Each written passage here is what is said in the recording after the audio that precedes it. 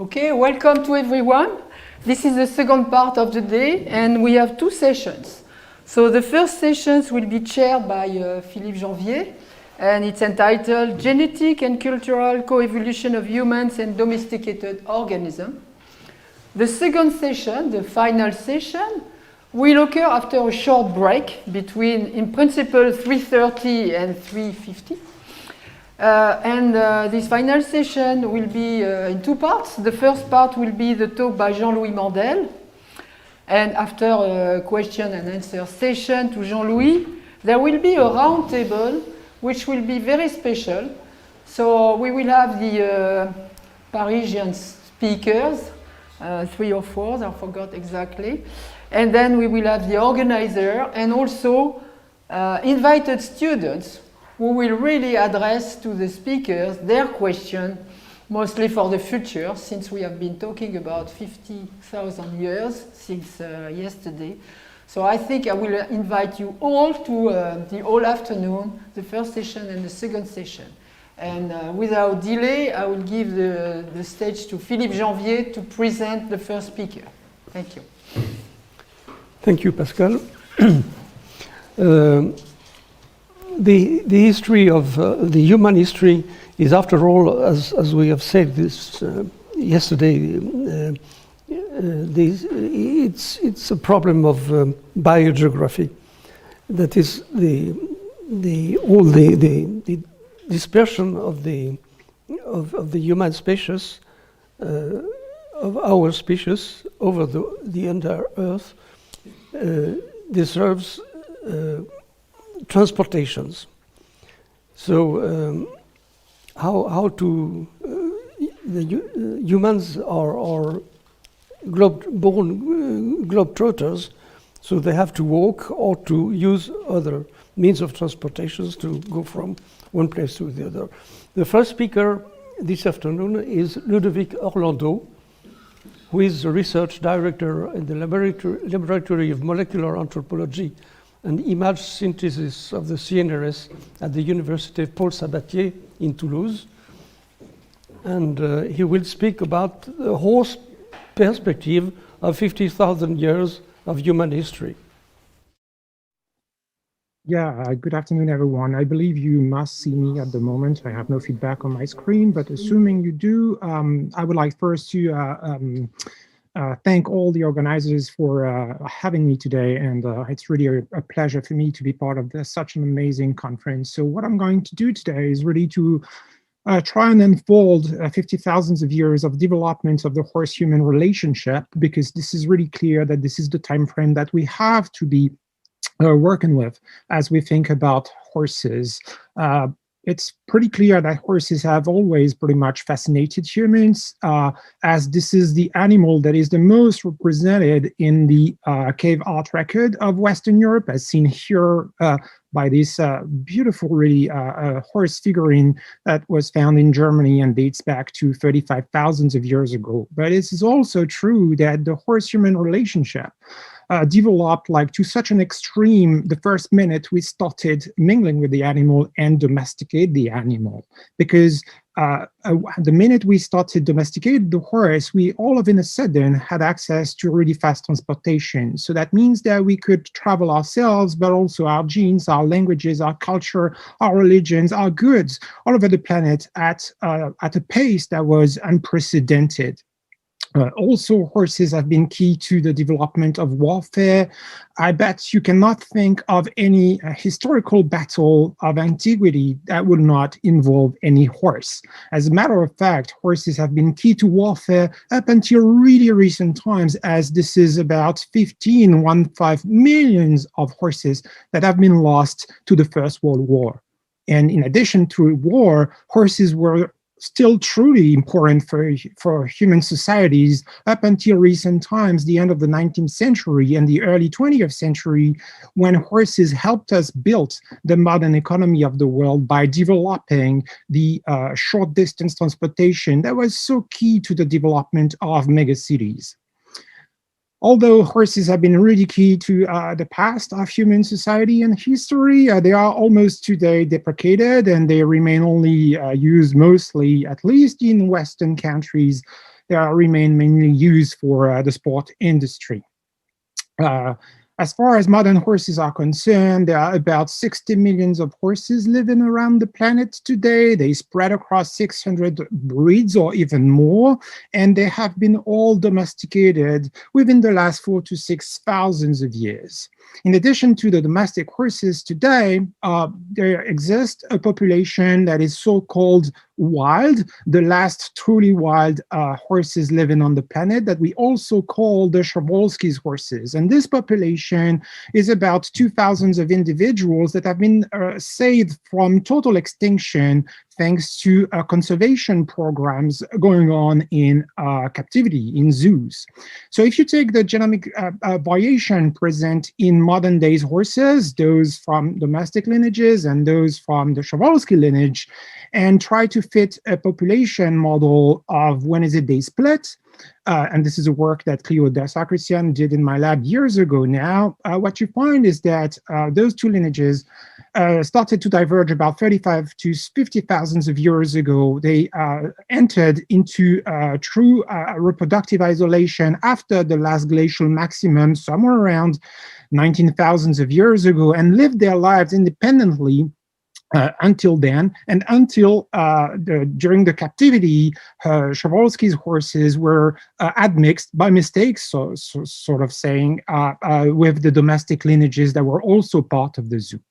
So that means that if that population model is correct, then it's really difficult to study the development of horse domestication along that branch, because the only living outgroup that we would have then will have diverged way prior to domestication, somewhere around 35 to 50,000 of years ago. So that's why in my group, we decided to not just rely on modern day variation in the genome of the living horses, but instead leverage all the power provided by time travels with ancient DNA and sequence a hell of a number of genomes from ancient horses as they were domesticated and as they evolved into the modern horses that we know of today. So this work equates to really use DNA variation as a sort of new historical source to really assess the past and ask questions such as, when is it that we domesticated the horse for the first time? Where did we do so? Why did we do so? And how did we manage to do so as well? Of course, in my lab, we are extremely interested as well into looking at how these developments also circled back to humans in terms of how they change our mobility patterns, how did they impact on war development, and also because horses are perhaps the animal by excellence defining prestige or associated with prestige. We also want to know how much is it that horses may have participated to the rise of social inequality during history. So let's start with some of those questions, and let's try to answer the where question. So the earliest archaeological evidence of us domesticating the horse exists in the archaeological record in the Neolithic culture of north-central Kazakhstan. This culture is called Botai, and the evidence is really multifarious and consists of evidence of harnessing as well as milking and calling. So we know that the first people probably known to the record to have domesticated the horse were living there. So of course for us, it's really important to go time travel there to sort of use whole genome sequencing to catch evolution red-handed as we first domesticated the horse. So we decided a few years ago to sequence about 20 such Botai horse genomes and to put them in perspective, to also sequence about 100 of ancient horse genomes spread across Eurasia and the last 4,000 of years to really see how the Botai ancestry, to some extent, may or may not have unfolded into Eurasia. And to make a very long story short, our genome data could fit the following population model, in which the Botai horses that you see here in light green were actually not ancestral to all the domestic variation that we find in the modern living horses that are domesticated, shown in red here, but instead are directly ancestral to the only population that we know of today that we called wild, basically, the Przewalski's horses. So it has two major consequences to have found something like that. The first is that there seems to have been a first domestication process going on at Bowtie, which developed in another industry, but then this domestication process sort of became deprecated, and the descent of those horses only survived today as feral horses that exist still in what we call the Przewalski's horses. The second important consequence is that it means that all the domestic variation that we know of on the planet today cannot result from this first process, but instead comes from a second process that started somewhere else at a different time point. So we uncovered that instead of thinking about horse domestication as one unique process, we must think about two independent processes. And the reason why I'm saying independent is because we could estimate the amount of gene flow that went from the Bowtie ancestral lineage into the second domesticated lineage. And this is not something that is larger than a couple or 3% of the ancestry. So genetically, the second domestication process is almost independent from the first. What we know as well from our data is that this shift from the first domestication process or the first domestic type of horses took place after 5,000 of years ago, because that's the age of the last or the latest horse that we have uncovered in our data belonging to the first lineage. And it must have occurred as well prior to 4.2 thousands of years ago, which is the age of the earliest domestic horse that we could identify belonging to the second lineage. So this time period, which is sort of the end of the Neolithic, the E-Neolithic period, just prior to the Bronze Age, seems to have been extremely important in this turnover from a first type of domestic horse into the second one.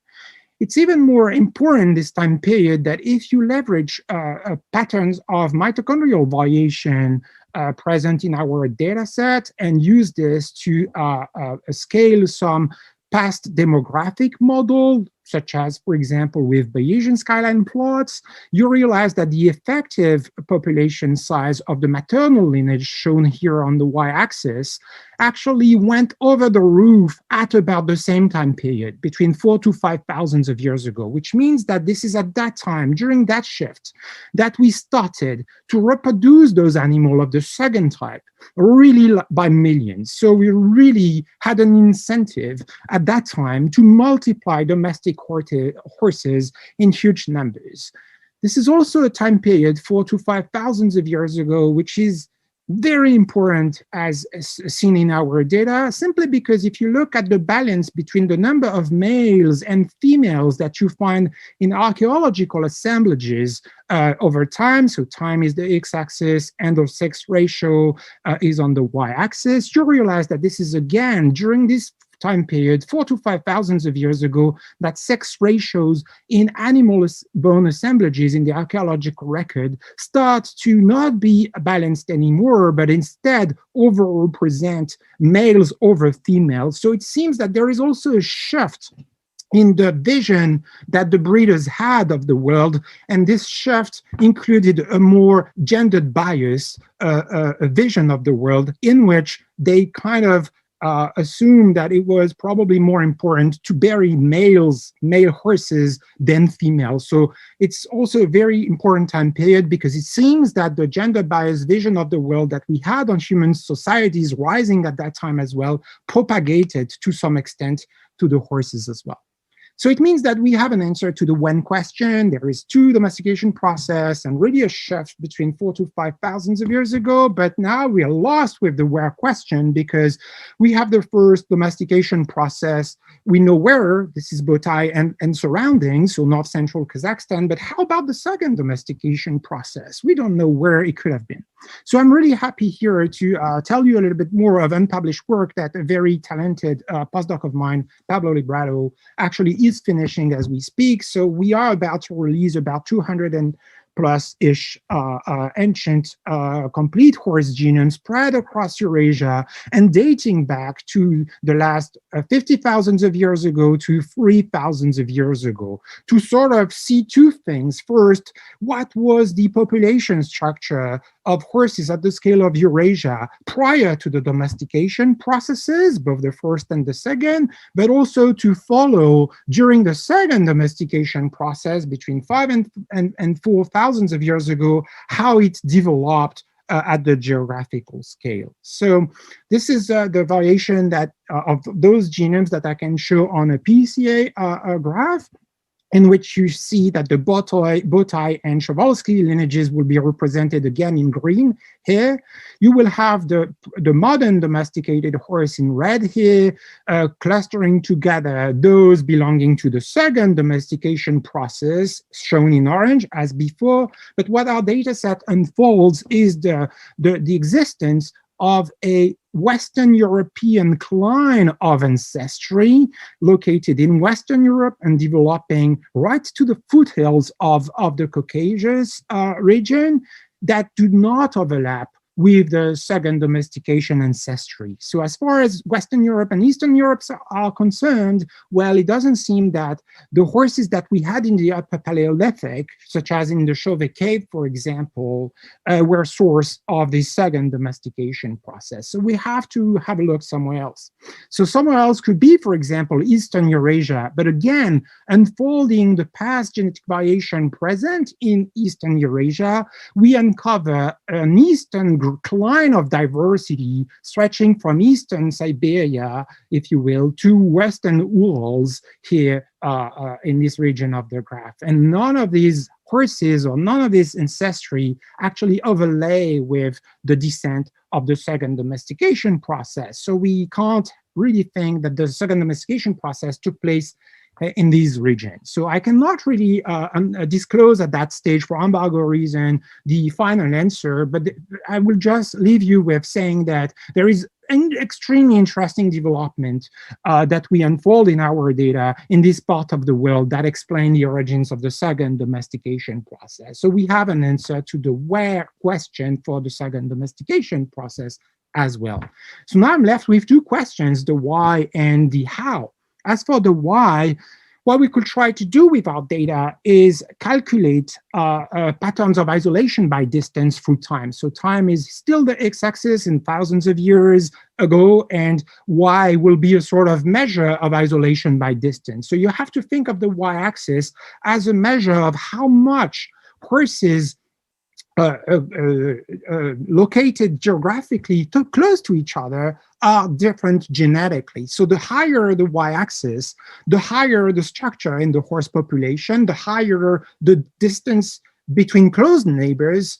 And when it goes down close to zero, it means that even horses spread apart by thousands of kilometers will be actually almost identical genetically. And what we find both on the autosomal variation as well as on the X chromosomal variation is the parallel pattern in which about 6,000 of years ago, the structure that existed in the horse population started to drop. And actually 4,000 of years ago, bang on at the time of the second domestication process, this pre-existing geographic structure totally vanished. And actually, it means that probably one of the major incentives for us to domesticate the second domestic lineage and to multiply them by such numbers was really mobility, because from 4,000 of years ago onward, it looks like horses located at both sides of Eurasia are virtually genetically identical. So I'm left with the how question now. And again, I'm sorry that I cannot really disclose the very genomic locations that we have, but since we have a very dense, complete genome and data set of ancient horse genomes, what we can do is put them into two boxes: those that are the product of the second domestic lineage, and those that are not part of this product of this box. And basically, we ask the question using differentiation indexes, such as FST, for example, what are the loci in the genome that explain most of their genetic differences? And we found a striking signal at 2 regions of the genome. One is on chromosomal line. As you can see, we have a very long stretch of very differentiated alleles across this region. It stretches over 2 megabases, and the gene that is at the peak of this very region is actually associated with humans with a disease which is lumbar spinal stenosis, which causes a problem in our back, basically. So what does it take to be a horse that belongs to the second domesticated lineage? I guess a good back, basically, probably in relation with riding, actually. The second really cool region that we uncovered is located this time on chromosome 3, and again, the FST is really stretching locally over megabases, really. And this one is at the peak. There is a gene associated with anxiety disorders when you knock in this region in mice and rats, for example. So again, the question is, what does it take to belong to the second domesticated lineage? Well, I guess a sort of cool behavior in which anxiety doesn't play too much of a role. So of course, horse domestication didn't stop for thousands of years ago, because we have developed all the 600 different types of breeds since. So of course, some of our work can actually focus into any ancient equestrian civilization from the past, such as here, the Iron Age nomads that we call the sapiens, and ask the question about what type of horses they developed. Did they use just an average horse, or did they select for particular horse features? So since we have complete genomes, we could leverage this information to really try to phenotype horses based on the genotypes we have at key loci that are associated with important traits, such as coat color. So now we could uncover the whole diversity of colors that Scythian people were actually playing with some 2.3 thousands of years ago here in the steppe of Central Asia. But we could do better than this and actually ask blindly the question again about, do we see along the genome of those horses differences that will be supporting positive selection by the breeders by simply using some signatures of positive selection, such as the population branch site test, which asks really, which detects really longer branches leading to the population of interest relative to a closely related population that is used as an outgroup. And what we uncovered here is that those Scythian nomads were really into developing a new type of horse morphology in which horses became probably more robust on their forelimbs, and probably also developed a horse that had a particularly different behavior, has the oxytocin hormone, which is really key to the development of social bonding between humans and the animals, was actually under selection. Okay, we could do that for the Scythians, but since we had released last year a very extensive ancient genome data set of ancient horses spread across the last 5,000 of years, we could do this exercise for virtually any ancient equestrian civilization. And so what I can tell you is, for example, if we look at some regions of the genomes that are really key for developing some important traits, such as, for example, speed at short distance, the beauty about ancient DNA is that you could track allelic trajectories through time. So time is also the x-axis here in thousands of years, and then you have on the y-axis the frequency of your most favorite allele. And what I show here is 2 alleles that are really key in thoroughbreds, those horses, British horses that run really fast at short distance. You see that the allele underlying this phenotype actually only rose in frequency during the last 1,000 of years or so. So the bottom line here is that it seems that the vision that we have of a horse, which is a really fast sprinter at short distance, is wrong as far as we go back before 1,000 years ago. It seems that ancient breeders were not so much into speed at short distance, but into endurance, actually. We could do the same exercise for each and every locus of the genome, or we could think, as I'm showing here, at the problem by looking at the genome-wide diversity. So what I calculate here is how viable a given ancient horse genome, which will be represented by a dot here, how viable it is, how heterozygous it is as a function of time, again, on the x-axis.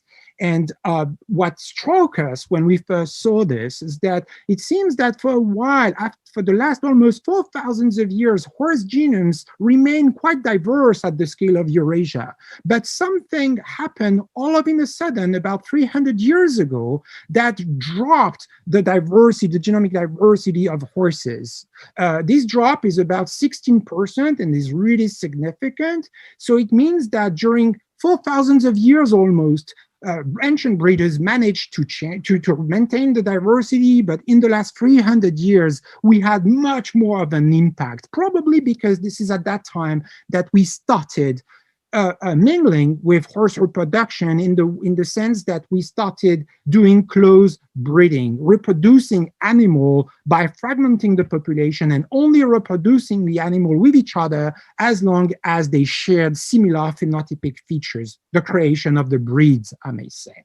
At the same time as we were doing that, losing diversity genome-wide, there is a class of genetic variants that went over the roof, that increased at the same time, and this class is the deleterious variants. So those that make horse sick or that increase their susceptibility to have genetic disorders.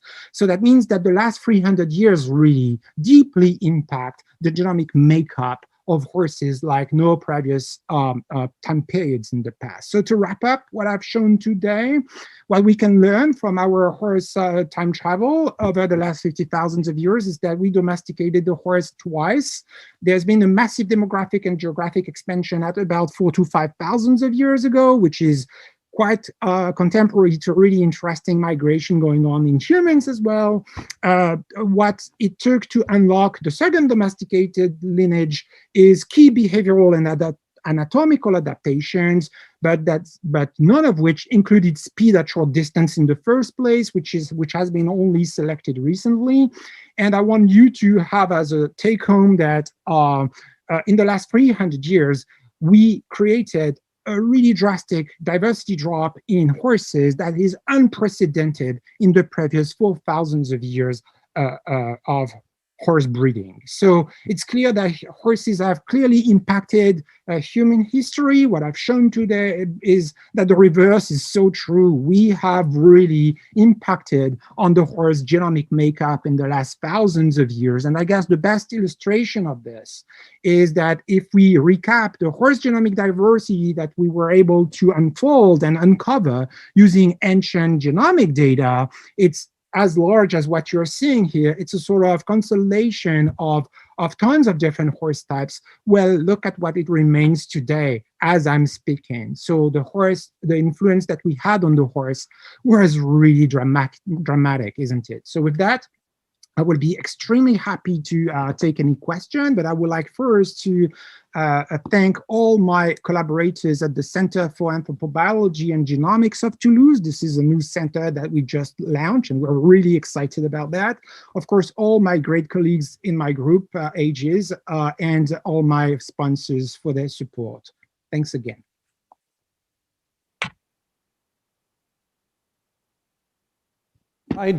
Through the history of horse. Do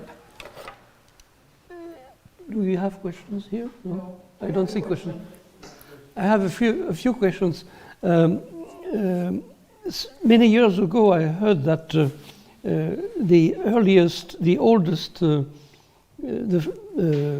evidence for preserved DNA was in a horse frozen somewhere in Canada. Was it that? It's about 2 million. It's the limit for DNA. 2 right, so million you're almost correct. So you're correct in the sense that this is true, that the oldest genome that has been ever sequenced is 700,000 of years ago, so a bit more recent than what you just said, but it's true that it was found in the Yukon in Canada. And we were the one actually sequencing it. No questions? Any idea why one horse domesticated was more successful than another? Yeah, so that's a great question. We spent the last 2 years trying to find an answer to this question because it seems from our work that domesticating horses was not so difficult in the end because we did it multiple times, right? So of course, why one was successful, the second one, and why the first one was actually deprecated is really an important thing to investigate. I believe that the FST scan that we have done have really uncovered two specific genomic features only present in the descent of the second domestication lineage. And we believe that those two genes or allelic variants that were there were selected really early on because it almost reached fixation for thousands of years ago, almost already. So in a couple of centuries, if you will, these variants were almost reaching fixation already. So a really key thing. And we believe that the key things that they underlie, which is one, anxiety disorders associated with lower anxiety disorders, as well as a good back, because not so much of a disease of the back, the stenosis thing that I mentioned was key. So probably I would answer this question by saying that the second domestication ancestors had a genomic makeup that turned them to be more keen to be used for pulling chariots and being ridden, and were probably having a behavior that was easier to interact with. Maybe they were easier to tame. Okay, thank you.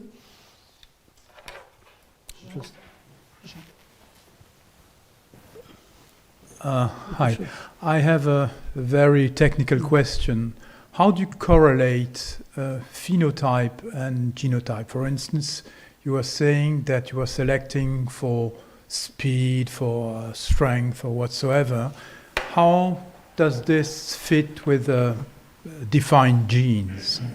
Right. Do you know defined genes that act on speed, on whatsoever?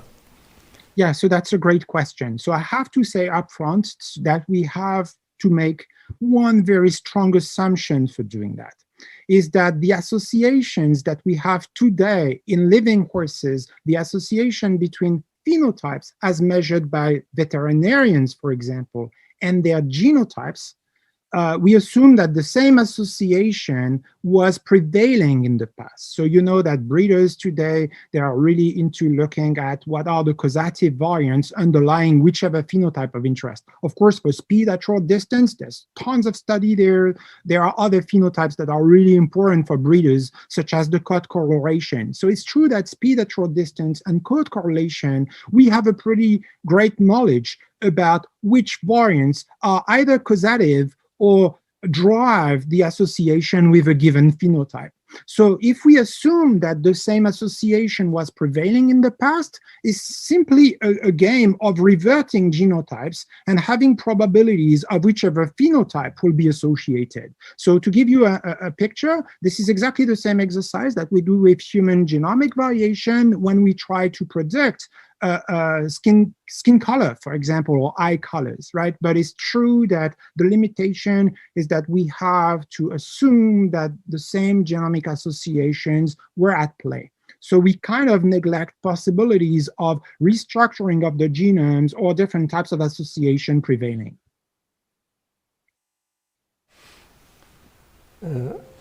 I have another question which came out. If there are also a decrease in X chromosome diversity linked to the sex bias in horses? Right, so that's a brilliant question. So the bias that we report for the last 4,000 of years is just a bias in the male versus female representation in burials, right? So it means that we simply find, as archaeologists, more males in the burials, in archaeological sites.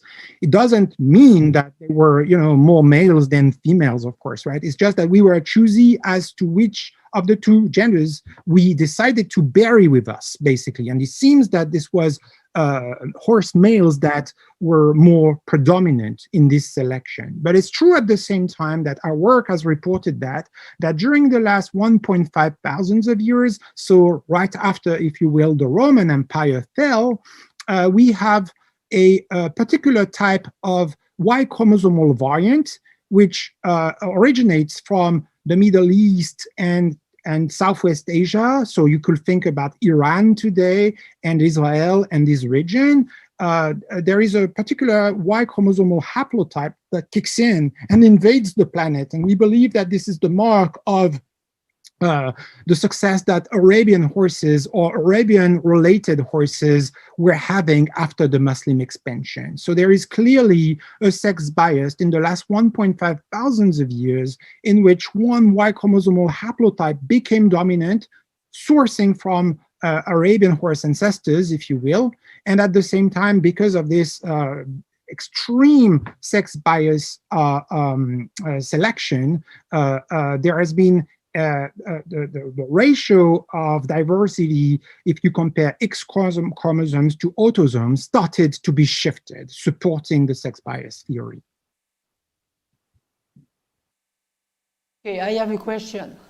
Sure. From a candid person. You did not mention anything about Africa. So Yeah. I heard that the human being dispersed from Africa, so they were by horses or by camels or what? No, well, they were not by horses, right? We went out of Africa a while before the domestication timeline. But your question is really great in the sense that there has been interesting horse developments in Africa. For example, I can name two, during the expansion of, well, at some point in the history of the Egyptian dynasties, there is a new horse type that rises up, and we still don't know its origins. So that would be really lovely to be able to time travel there and really ask the question whether they come from, Europe, Middle East, or Asia to some extent. So we are actually trying to find answers to that question. But also in Africa, there is a narrative that in the tropical region of Africa, probably there was no horse because there were some diseases that were really impacting drastically horse populations. So, but I've never been able to really obtain enough fossils from this region to really see whether or not those horses in the past from that region could have got a different genomic makeup. So as a matter of fact, our data set, I have to confess, is extremely skewed against Africa, not for the lack of us trying to find fossils, but really for the difficulty that we had to really access to some. Thank you very much, Ludovic. Well, we will pass to the next speaker. Thank you very much. And next speaker is Amandine Corneille,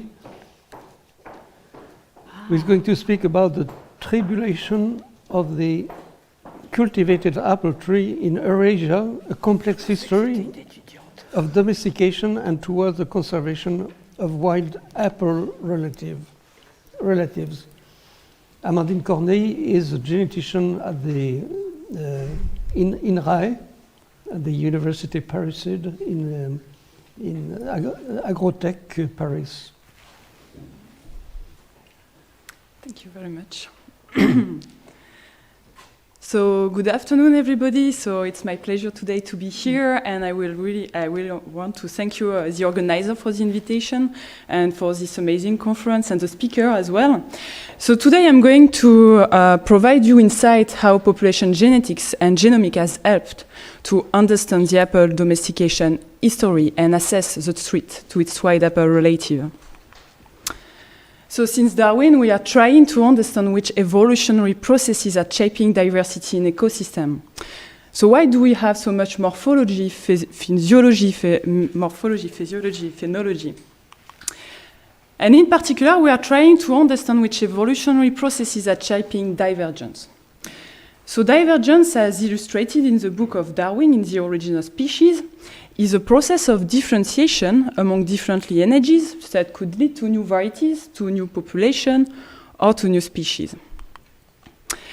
And historically, we are trying to understand what is the role of natural selection during this process of divergence. For instance, here between taxa 1, for instance, the brown bear, and taxa 2, the white bear, versus the role of gene flow. So gene flow can intervene through two different manners.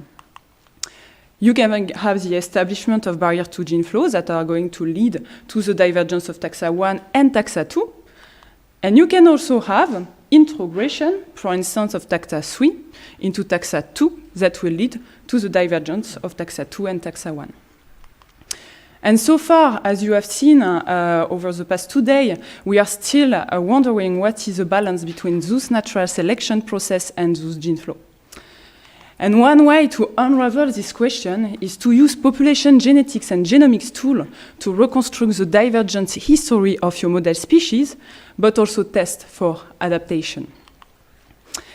And actually, domestication is a very good model to unravel this question. Domestication is a co-evolutionary process during which we have selected wide population by humans, and that lead to the differentiation of a crop taxa. Here, for instance, you have the example with teosinte and maize. And actually, Darwin used domestication to understand which evolutionary processes were shaping species differentiation, focusing on pygen. And indeed, during this domestication process, which is a recent divergence process, you have selection for agronomic traits. For instance, you see in the photo on the left, teosinte and maize. You have little seed in teosinte and big seed in maize. And you can see as well in the wild apple and the cultivated apple, different in shape in the fruit and color. And you see the same things in tomato. And at the same time, you still have a lot of gene flow between this crop and Y complex. So over the past 20 years, there have been a growing synthesis of archaeobotany genomics, genetics that help to understand crop domestication. But so far, what about apples? So what about these trees that you eat every day, or maybe, that you see every day in the market that show an itonizing color, taste? What about its origin? What was the role of gene flow and selection during its domestication? So today I will show you how population genetics has provided insight into the role of gene flow during apple domestication, and how population genomics is bringing a little glimpse into the role of selection during this process of domestication. So to understand apple domestication, you need to understand the contribution of its wild apple relative, which are Malus sylvestris, which is a species widespread in Europe. You have Malus orientalis, which is widespread in the Caucasus, so Turkey, Armenia, South Russia. You have Malus sieversii, the Central Asian wild apple, which is widespread in Kazakhstan, Kyrgyzstan, Uzbekistan, Tajikistan. And you have Malus baccata, which is a Siberian wild apple, which is widespread in Russia, Southeast Asia, and China. And phenotypically, these different apples have different kind of fruits. For instance, sylvestris and orientalis has very tiny and soft fruit that are not very tasty. If you try to taste them, it can be complicated the next day. And then you have Malus sieversii that in Central Asia show an astonishing diversity in terms of shape and taste. And then you have baccata, which is our outgroup in our analysis, which has fruits that look like cherry. And 20 years ago, we still didn't know what was the contribution of these different white species to apple domestication, and what was the extent of gene flow between crop and wild, and the devenir of these wide genetic resources. And actually, it was Nicolas Vavilov, with a remarkable foresight and without genetic tool, that predicts that the origin of the cultivated apple should be in Central Asia. So these mountains in Central Asia are located, as you see in the map, between Kazakhstan, Kyrgyzstan, and northwestern China. And if you go in this forest, you can see big forests of fruits, trees, which include not only apples, but also apricots. and you find Malus sieversiae, so you see a tree on the right of the slide. And at that time, Nicolas Vavilov, he went in the forest and he said, okay, some of the form of the fruit in this forest were so good in respect to quality and dimension that they could be directly grown in the garden. And actually, it was the first argument to say that Malus sieversiae was the progenitor of the cultivated apple because it shared morphological traits with the cultivated apple. The idea being that you have the Tiansan bear that selected for these juicy fruits. And later on, you had nuclear genetic markers that were amplified on different individuals. So you don't see so well on this picture, but you have in green Malus sylvestris, and in black Malus domestica, and yellow Malus sieversiae. And what shows this tree? It shows that domestica and sieversiae were clustered together, suggesting that it can even be the same species. So at that time, it was widely assumed that Malus sieversiae was the progenitor of the cultivated apple. But there were an additional hypothesis suggesting that it might have an additional contributor along the cycle route. The scenario being that Malus domestica was domesticated from Malus sieversiae in the Tianshan mountain, and then it was brought along the cycle route towards Europe, which are commercial routes that link Europe and Asia over the past 10,000 years. And then during its journey along the cycle route, the cultivated apple hybridized with first Malus baccata in Russia, then Malus orientalis in the Caucasus, and then with Malus sylvestris in Europe, when the Greek and then the Roman brought the cultivated apple in Europe about 1,500 years ago. This timing is calibrated by seed remains that were found in Europe. So at that time, we didn't have any clues to validate this hypothesis, and we started to investigate it using macrosatellite marker that we amplified on a huge collection of samples of the 4 wild apple species, and also on a collection of 300 Malus domestica cultivars. And we used population genetics approach to understand the contribution of these different white species to the apple cultivated apple gene pool. So we use a population genetics approach that allow you to know how many genetic groups you have in your dataset. And this approach, the results are presented in the form of this bar plot. So each bar is one individual genotype, here for this microsatellite marker. And with this analysis, you can also detect hybrid. For instance, in black, you see an individual that is half yellow and half green, which means that it's an hybrid between the green cluster and the yellow cluster. And so this analysis was very interesting because it shows that the morphological species that we showed on the field were differentiated. And particularly, we see that the cultivated apple and the Central Asian white apple were genetically differentiated, something that we haven't seen before based on nuclear data. So then we wanted to understand the contribution of each of these genetic groups to the cultivated apple genome. So we use the same kind of analysis, each time pairwise, with each white apple species, so you will see in red the white gene pool, and all our variety of cultivated apples, so the green gene pool. And if you see the black mark, you see an individual which is half red and half green, and we interpreted it as a variety that is introgressed by the white apple. So here the white apple is the Caucasian white apple. So you can run this analysis pairwise, and what you can see here is that if you look at the first bar plot, the second bar plot, which includes the Central Asian white apple, and the last bar plot, which includes the Siberian white apple, globally, you don't see a lot of hybrid between wild and cultivated, but what you see in the third bar plot is that the cultivated apple variety are widely introgressed by the European white apple, suggesting even that it could be the secondary contributor to the apple domestication. This was very interesting, but this approach only reflects the gene flows that occurred over the past 10 generations. 10 generations for apple, it's 100 years. Domestication occurred probably 10,000 years ago.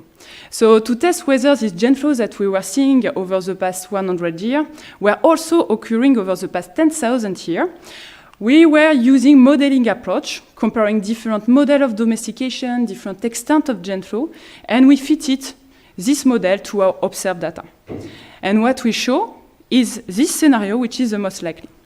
So this scenario assumes that you had a divergence between Malus sylvestris in blue and Malus sylversiae in red about 100,000 years ago. Then you had a divergence of Malus orientalis in yellow from Malus sylversiae in red about 15,000 years ago. Then you had a divergence 10,000 years ago in the Tien Shan Mountain of Malus domestica in green from Sylversiae in red. And about 1,500 years ago, when the Greek and the Roman brought the cultivated apple in Europe, you had a contribution of Malus sylvestris into the Malus domestica gene pool. So if I summarize, what we know now is that the Malus domestica, so the cultivated apple, is originated from Central Asia, from Malus sylversiae, and then it was brought along the Silk Route toward Europe, and at that time, Malus sylvestris contributed to the cultivated apple gene pool. So these results were later corroborated with different kind of data, chloroplast, nuclear, and also genomic data. And I don't talk today about the contribution of Malus orientalis, but we are investigating this question in my team currently.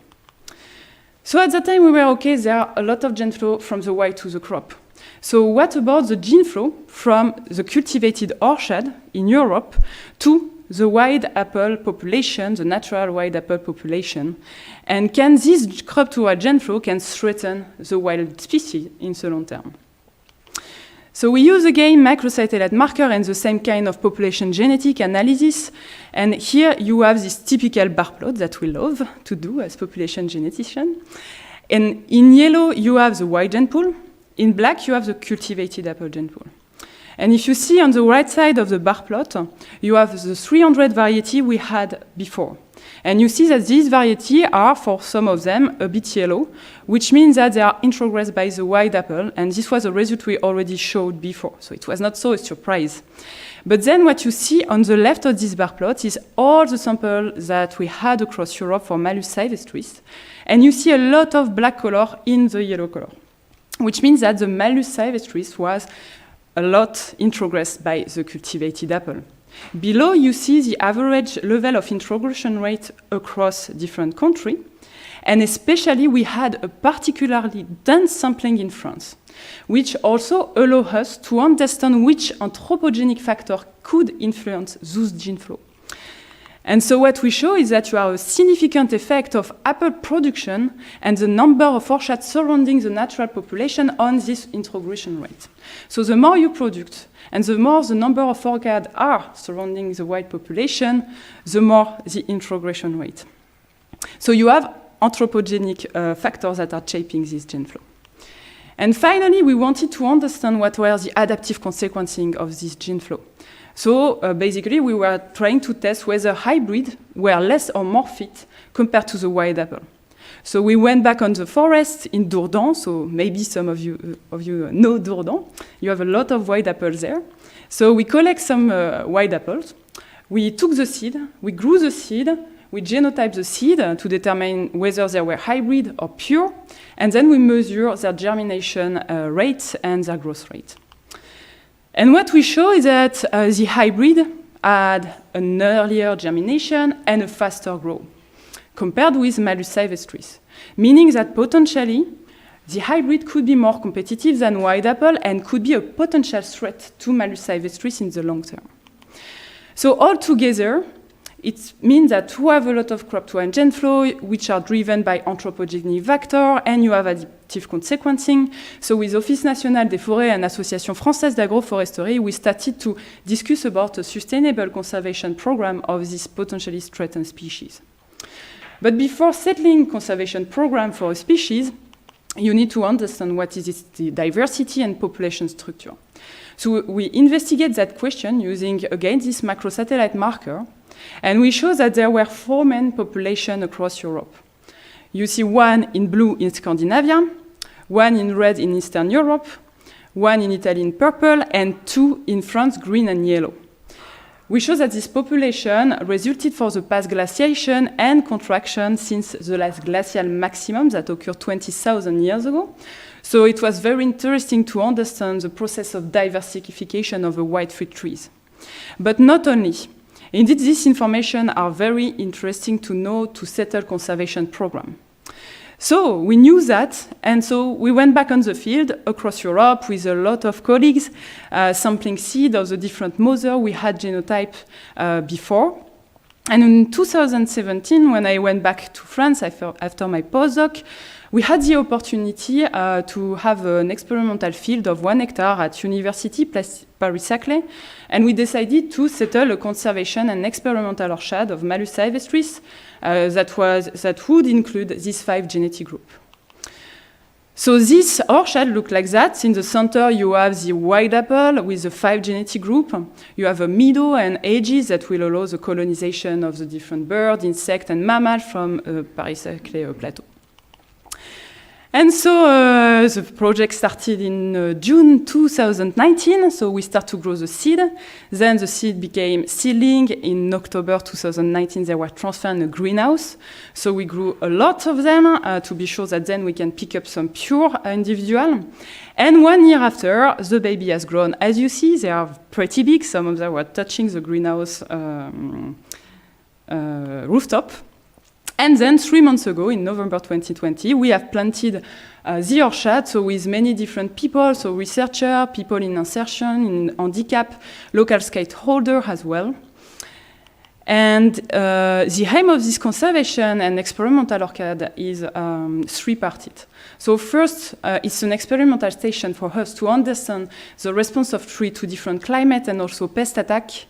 Second, it's also an ex situ sources of seed and science for future breeding and agroforestry program. And last but not least, it's a training and divulgation center for students and large audience. And as a preliminary step of this In Natura project, we are also looking at the response of white apple relative to climate changes. This is a project that I'm doing with Stéphane Bazot at University Paris-Saclay and Clémentine Witt. And so we put some white apple in this climate simulator at Ecotron to look at the different response, including phenotypic data, ecophysiological data, and also gene expression data. So if I conclude about the apple domestication, we have seen that there is a complex history of domestication with several wild species that have contributed. We have a high level of introgression from the cultivated to the wild that are driven by human activity, and that threatens the species and potentially interesting resources for the future, especially regarding disease resistant and drought resistant, and as you see, there is ongoing conservation program. And so, as we have seen here, genflow play a crucial role in apple domestication, and this is something that we have seen as well in apricot, grape, and olive tree, so in fruit tree in general, so based on macrosatellite marker. But what about the role of natural and anthropogenic selection in the divergence of this crop and wild taxa? And to answer this question, now we need genomic data to understand whether domestication has led to the adaptive divergence of Malus domestica from its wild apple relative, and you have some work that has started to investigate this question using full genome data. And especially in the team with Shilong Shen, who is in postdoc in the group, we are looking at this Y2 crop introgression and the genomic landscape of this introgression. And as a conclusion, as you have seen here, you see domestication, agriculture, human activity as consequencing for the wild, as you have seen on apples, but also for the crop. Over the past 20 years, we have mainly used monoculture for many different crops, and especially here for banana, olive, and apple. And this has led to the outbreak of different diseases we are facing currently. And I went back to Nicolas Vavilov that were put in jail for one of his suggestions saying that diversity and gene flow within crop and between crop and wild are the key for a resilient agriculture. And actually, maybe we should think about that and moving beyond performance in the future. So I want to thank a lot for your attention, and as well all the organizers again for this super conference, and also all the people who helped me since the beginning, and especially Tatiana Giraud, and all the samplers who helped us since the beginning for this project, and also all the founder and the tutelar. Thank you very much. Thank you, Amandine. I have two questions for you. which come the two questions which come from the previous speaker, Ludovic Orlando. He asks, is gene flow random or underlie specific organoleptic traits? And the other question is gene flow continuous through time, or is there more support for a single pulse? So about whether gene flow control or not, so it's actually the question we are looking in the data now, so I cannot really answer.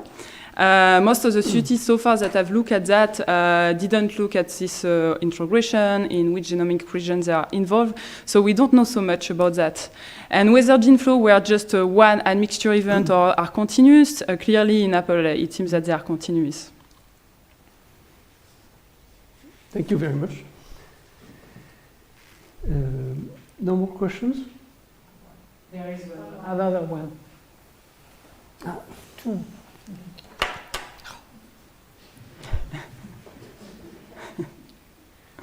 What could be the consequences of a disappearance of wild apple for ecosystem functioning? So actually, it's not only hybridizations that are threatening the wild apple, it's also fragmentation. Yeah. Actually, we cannot say that the wild apple is a keystone species, but it's a fruit tree species, and it plays a crucial role in ecosystem at some point. So definitively can have consequences for the local flora, and we see that already, for instance, in some forests in the surrounding of Île-de-France. I suppose the bears would be devastated. The bears, yes, and the white boar as well. All right. Jean, question back.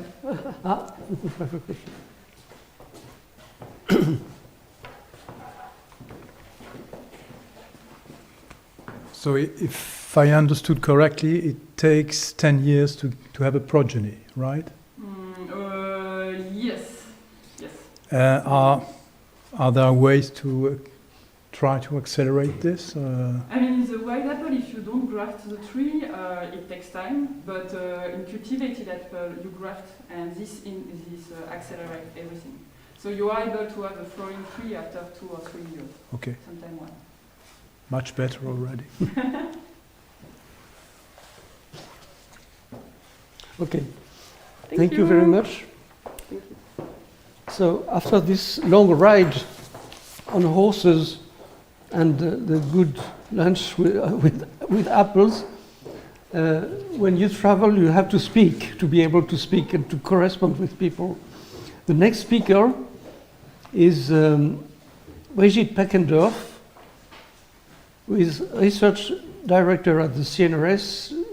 She's a linguist, and she works in the unit, the CNRS unit, of the dynamics of language research.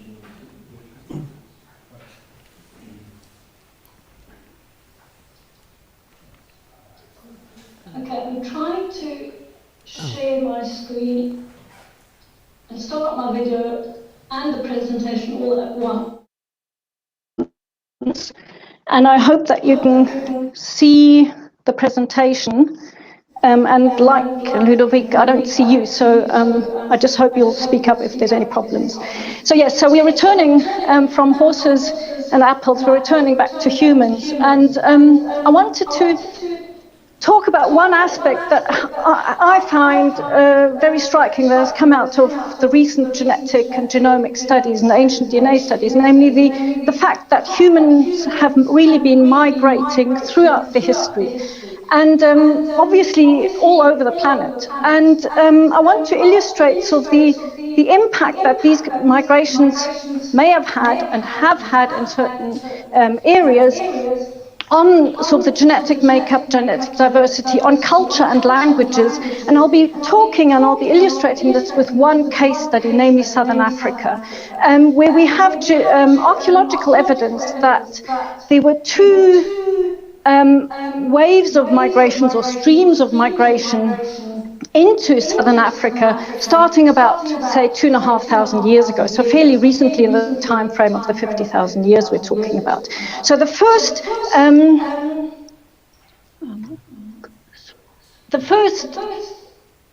migration event that entered southern Africa that we know about is Eastern African sheep and goat pastoralists, and then who were followed a few hundred years later by the Bantu expansion, the Bantu migrants that both Matthias yesterday and especially Luis this morning mentioned. So agriculturalists with Iron Age technology and also cattle.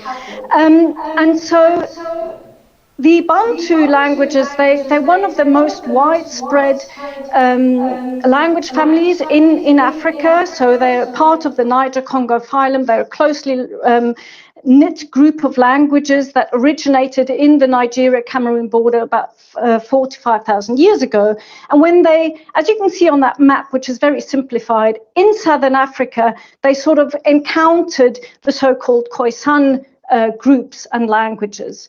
Now, sorry, I'm getting a message here from Windows, which is rather annoying.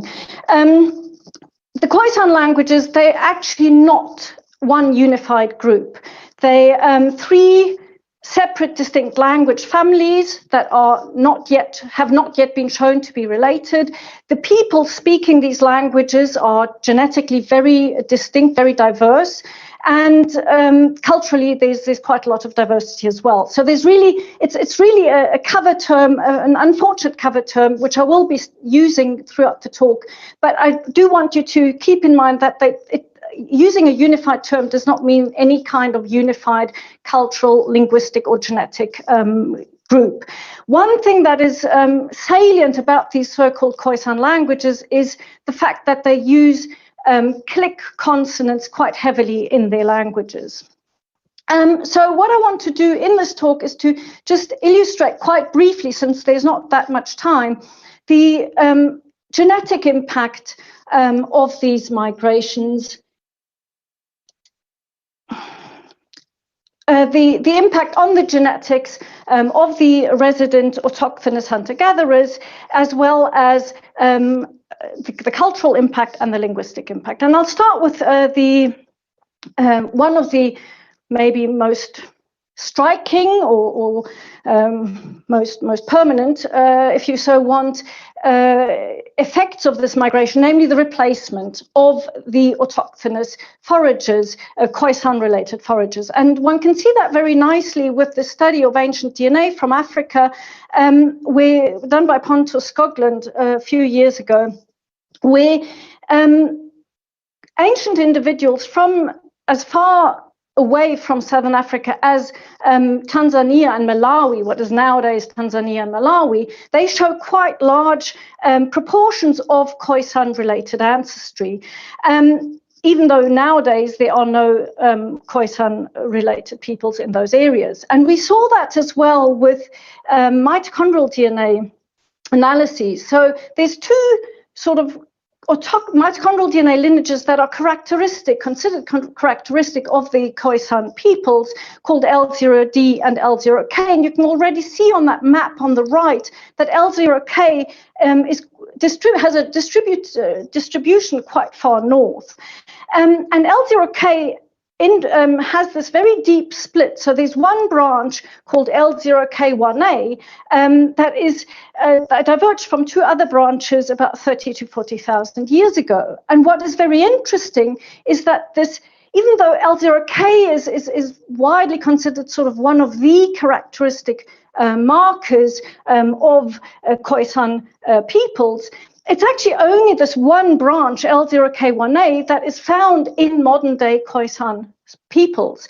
The other two branches, very divergent, are to all intents and purposes found only in populations that nowadays speak Bantu languages and that are settled in areas like northern Zambia, where nowadays there are no more known Khoisan groups settled. So that clearly indicates that when the Bantu ancestors migrated into the area, they replaced the settled, the resident autochthonous hunter-gatherers who would have been related to modern-day Khoisan-speaking groups with only very little traces of admixture, showing us that previously there were Khoisan peoples here. So replacement is really quite a drastic effect of this migration.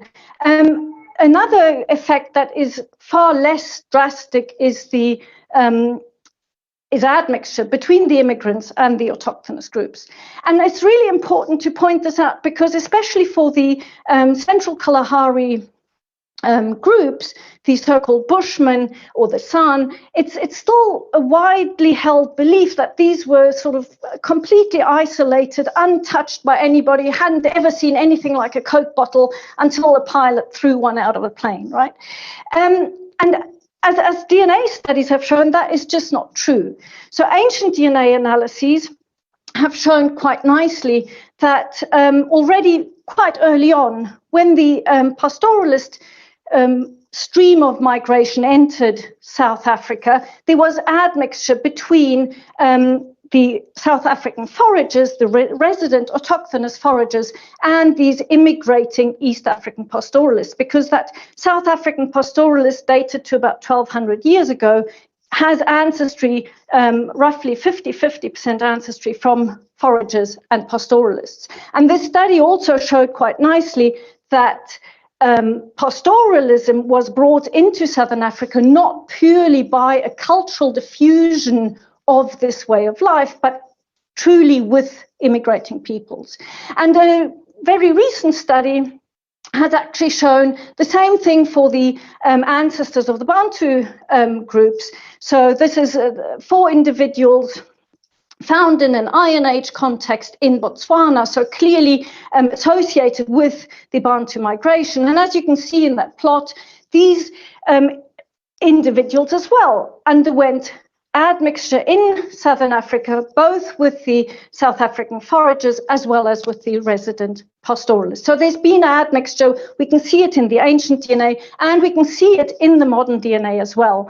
As you can see in this plot, every single group of a whole collection of different Khoisan-speaking populations, every single one of them has experienced at least a certain amount of non-Khoisan admixture. Very low amounts for the Jutland North, the group that Matthias also mentioned yesterday in his talk. Very much more so for example, the Shua and the Chua, the right-hand part. For a group like the Damara, as you can see in this plot, they are actually genetically basically non-Khoisan with quite low amounts of Khoisan to the Damara in a bit. And what we can see in addition is the kind of sex-biased admixture that Evelyn talked about in her talk, and she illustrated that very nicely, how this sex-biased admixture between the Bantu and the rainforest hunter-gatherers works, with the Bantu, with these sort of restrictions in marriage between Bantu and the hunter-gatherers, where Bantu men are allowed to marry hunter-gatherer women, but not vice versa. What is interesting in Southern Africa is not so much that we see this kind of sex bias as well, but that we actually see different patterns of sex bias.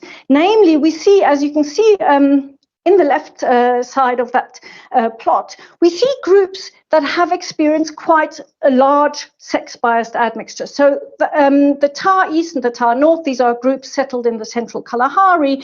They have 100% of their maternal lineages are sort of Khoisan related. And that contrasts quite strikingly with the amount of, or the low degree, relatively low degree of Khoisan Y chromosomal lineages, 50 to 60% only. So that means that these groups have had quite a lot of admixture in the male line in the paternal line from non-Khoisan populations. And that contrasts with the two groups illustrated on the right, the Chua and the Jutlan North, where, I mean, you can see that there's very varying levels of Khoisan-related ancestry in these two groups. But the point is that the levels, the proportion of Khoisan maternal and paternal ancestry is roughly the same in these groups. So there's a very small sex bias in these two groups. And what is interesting is that when we plot sort of the sex bias, so the difference between Khoisan maternal ancestry versus paternal ancestry, geographically over Southern Africa, we see a gradient from the north towards the south. So the darker the colors, the redder the colors in this plot, that means the larger the sex bias, the larger the difference in the proportion of Khoisan-related mitochondrial DNAs versus Y chromosomes. And so we interpret this gradient, this difference, as indicating probably a change in the sociocultural relations between the immigrants and the autochthonous hunter-gatherers over time, because the immigrants would have entered Southern Africa from the north, and then that would have been the first contact in the north, and then towards the south, the immigrants would have been more established. So that already gives us a hint about sort of sociocultural interactions. That humans are very cultural in people's a very cultural species. Culture plays a large role, as Evelyn showed so nicely in her talk, and so we can see that here as well. Culture definitely plays a role in our genetic makeup and in effects on our genes. Now there's sort of to illustrate the cultural impact of these migrations, I'm going to restrict myself to talking just about sort of way of life, even though Evelyn made it quite clear that there's a lot more going on when we talk about culture. And very basically, of course, one of the major impacts of these two streams of migration on the ecology of Southern Africa is the introduction of two completely new ways of life and two means of food production that weren't known before, right? Before it was all just foraging and hunter-gathering, and then we've got this introduction of pastoralism and agriculture. So that's, of course, quite a major impact on the local ecology. However, what I want to also talk about is how the culture of the immigrants or the descendants of the immigrants can change as a result of the migration. And I'll be illustrating that with this lactase persistence that Pascal talked about and discussed and explained so well in her talk. So I don't need to go into any of the details. You know that lactase persistence means that adults are still able to digest milk. And of course, that is a very useful trait to have if you're a pastoralist, if you've got cattle and goats and sheep and a ready-made source of milk throughout your life.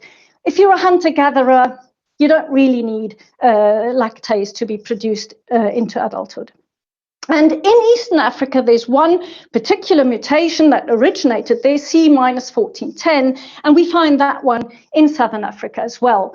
So as you can see on these maps, there were actually two studies done in parallel that both show that it's exactly this East African allele that we find in Southern Africa in varying frequencies, in particularly high frequency in the Nama from Namibia, who are a pastoralist group. And again, so here these data show us that the pastoralism was not just a cultural event. The introduction of pastoralism really happened with the influx, the immigration of people. But what is particularly interesting, I find, is that we find a signal of ongoing positive selection for this East African allele in 5 groups of the data set that we were able to analyze. For 3 of them, it's not so surprising. These are the Himba, the Herero, and the Nama, and these are really sort of pastoralist groups. They have where milk plays a large role in the culture and in their diet. It's a lot more surprising for the Chua and the Glana, who, especially for the Glana, who, as far as I know, are assumed to have been foragers, sort of central Kalahari hunter-gatherers, where you wouldn't really expect lactase persistence to have any selective advantage. So how we interpret that is that the ancestors of these groups may have, until recently, actually been pastoralists. So with an advantage, a selective advantage of lactase persistence, and only recently shifted from pastoralism to foraging, possibly when the climate changed, the environment changed, and pastoralism wasn't a viable option anymore. So that's an illustration of how in the result of migration into a new environment, your culture can sometimes change. And then, as Philippe Janvier mentioned, I'm actually sort of more a linguist nowadays than molecular anthropologist. So, of course, I'm very interested in language change. And I want to sort of illustrate two kinds of change that can happen as the result of migration. And in both cases, what I'm going to talk about is the changes that happened in the languages of the immigrants. And one is the borrowing of click consonants. So click consonants are a very, very rare linguistic phenomenon. As you can see on this map, they're really found only in Africa, and especially in Southern Africa. And I mentioned in the beginning that click consonants are really characteristic of the so-called Khoisan languages. They all have quite high frequencies, quite very many different kinds of click consonants in their languages.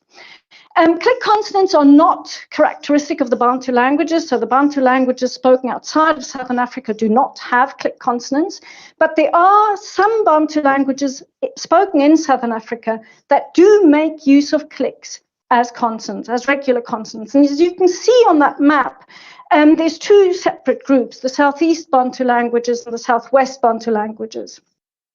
So given that it's clear that these languages, the Bantu languages with clicks, did not inherit the clicks from Proto-Bantu, but that clicks are very characteristic of Khoisan languages, it's quite widely assumed that these Bantu languages in Southern Africa borrowed these click consonants from a Khoisan language or Khoisan languages.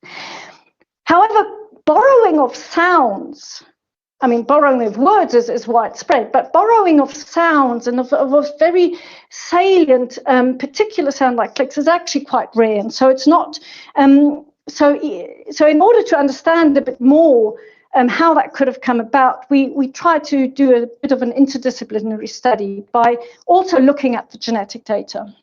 When we look at the mitochondrial DNA and the Y chromosome, I mean, for one thing, you can see very nicely, again, the sex-biased admixture at play, right?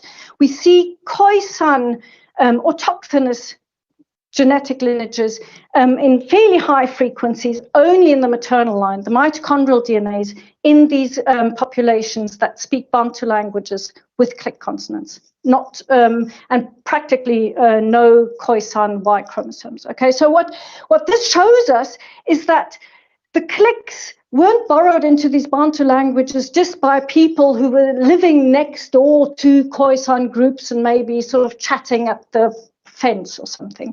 It really took more than that. It took the in-marriage of fairly substantial proportions of women of Khoisan origin into these groups who brought these cliques with them. But that's not the whole story. I mean, that would be simple, and genetics would have saved the day once again. But it's not that simple, because there's actually a large, very many populations, Bantu-speaking populations in Southern Africa show fairly high frequencies of mitochondrial DNA lineages of Khoisan origin, of autochthonous origin. But these groups, not all of these, very many of them, do not speak languages with click consonants.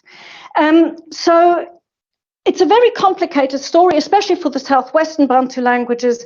So I'm not going to go into those because I'm running out of time here. But at least for the southeast Bantu languages, we know that there was sort of a sociocultural aspect to the whole story as well. Because on the one hand, groups, the Bantu-speaking groups like the Xhosa and the Zulu, would have been in contact with Kwekwe pastoralists. Okay, so Khoisan speakers who had a very similar culture, cattle, centered on the cattle. And so they would have been socioculturally very similar, and that would have made contact more easy. Furthermore, these Bantu groups have a taboo system called Hlonipa, where a woman has to avoid pronouncing the name of certain parents-in-law, for example, grandparents-in-law, as well as the composite syllables. And so these names are just sort of normal words. And so in order to be able to still talk, one way of avoiding pronouncing these names is to borrow words from a Khoisan language, for example, or even just to take the click consonant and insert it into Bantu words to make them sound differently. And then I just want to very briefly talk about a different kind of change, namely language shift. So when a group entirely gives up its ancestral language and starts speaking a new one. And I'll be illustrating that with a Damara, who I had mentioned earlier when I mentioned the admixture.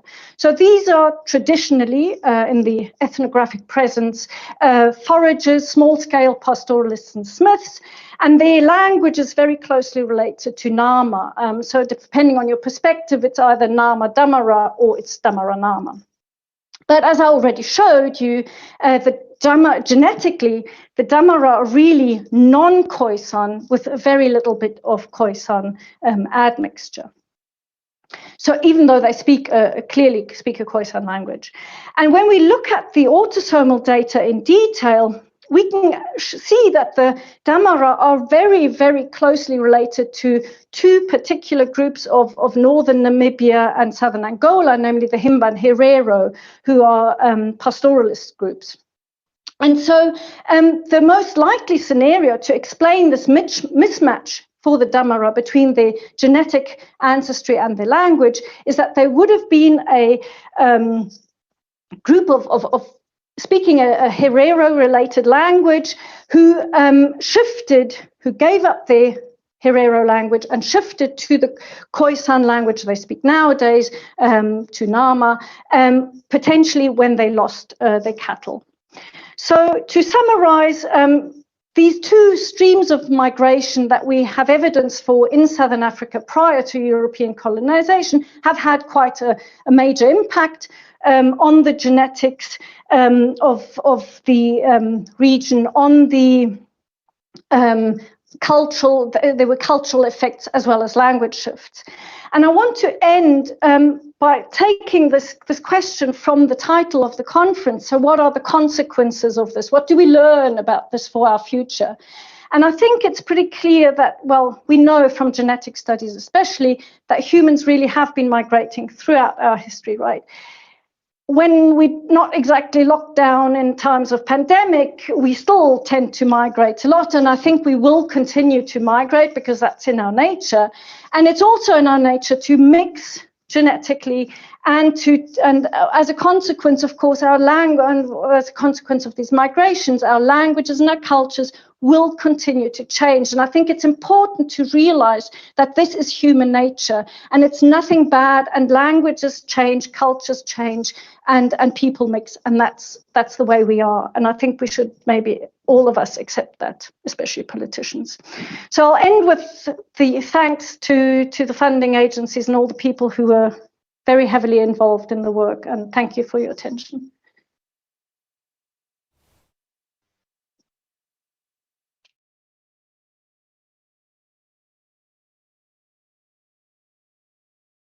The first question is from Luis Quintana Mercy.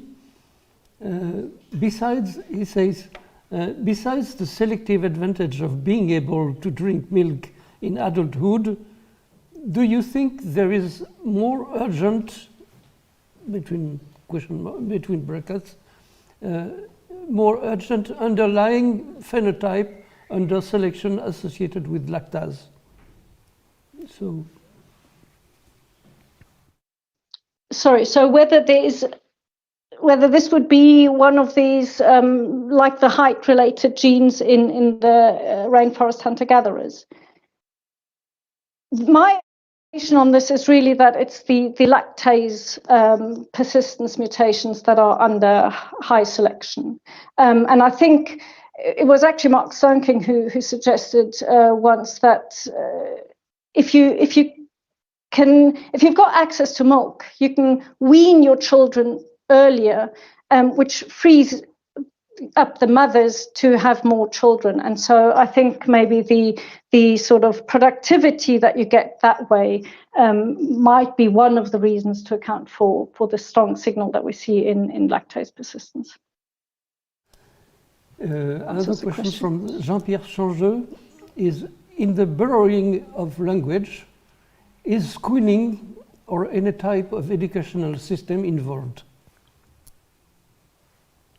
Oh, no, I don't. I mean, we're talking about, no, I should go back. So when I know that for Hlonipa, for example, their schooling, so to speak, training is involved. So by now, anyway, it's a whole system, and young women traditionally were trained in what words to substitute for sort of tabooed words.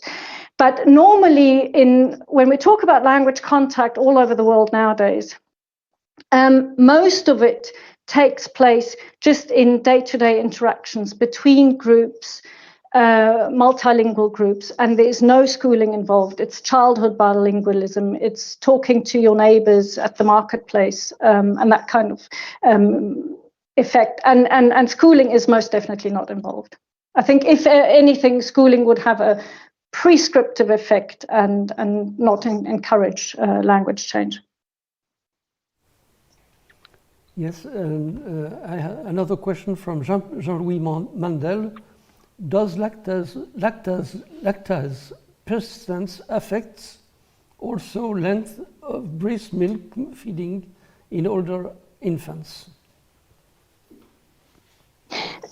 That's sort of like the idea that Mark Stonking once had, right? That if you have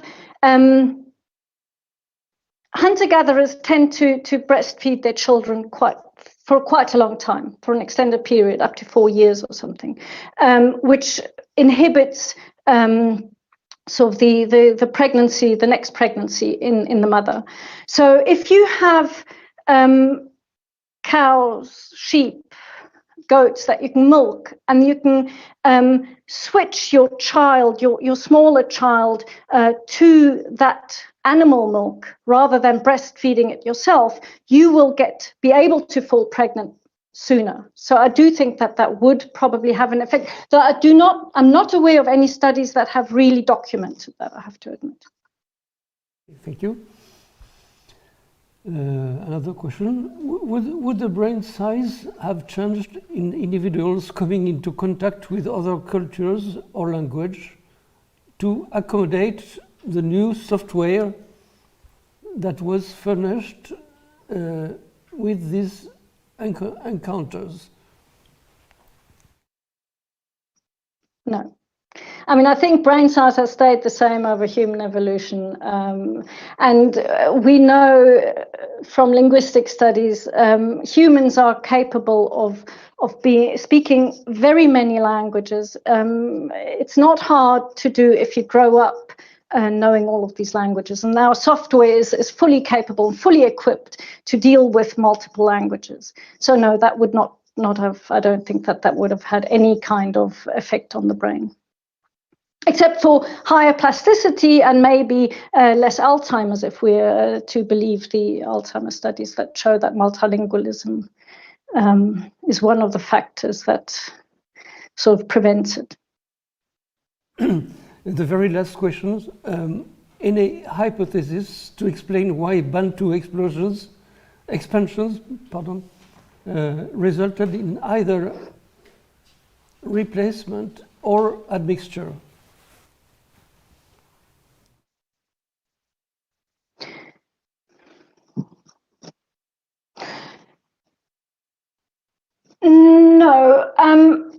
think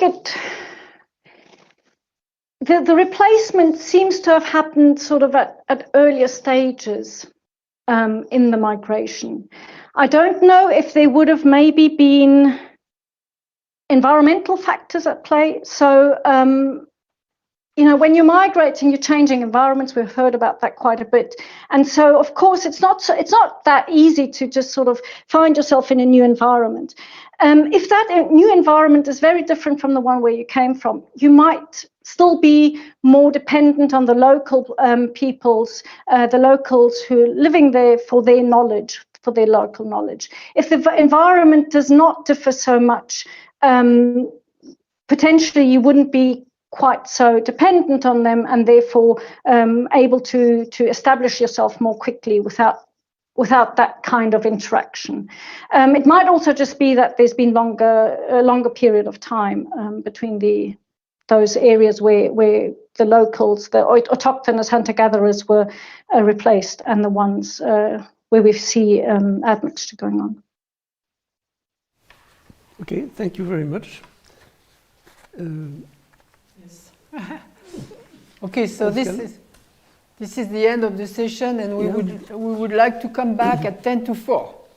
Okay, this is a short break. Yeah. Okay. We have Thank you a very short much. break now.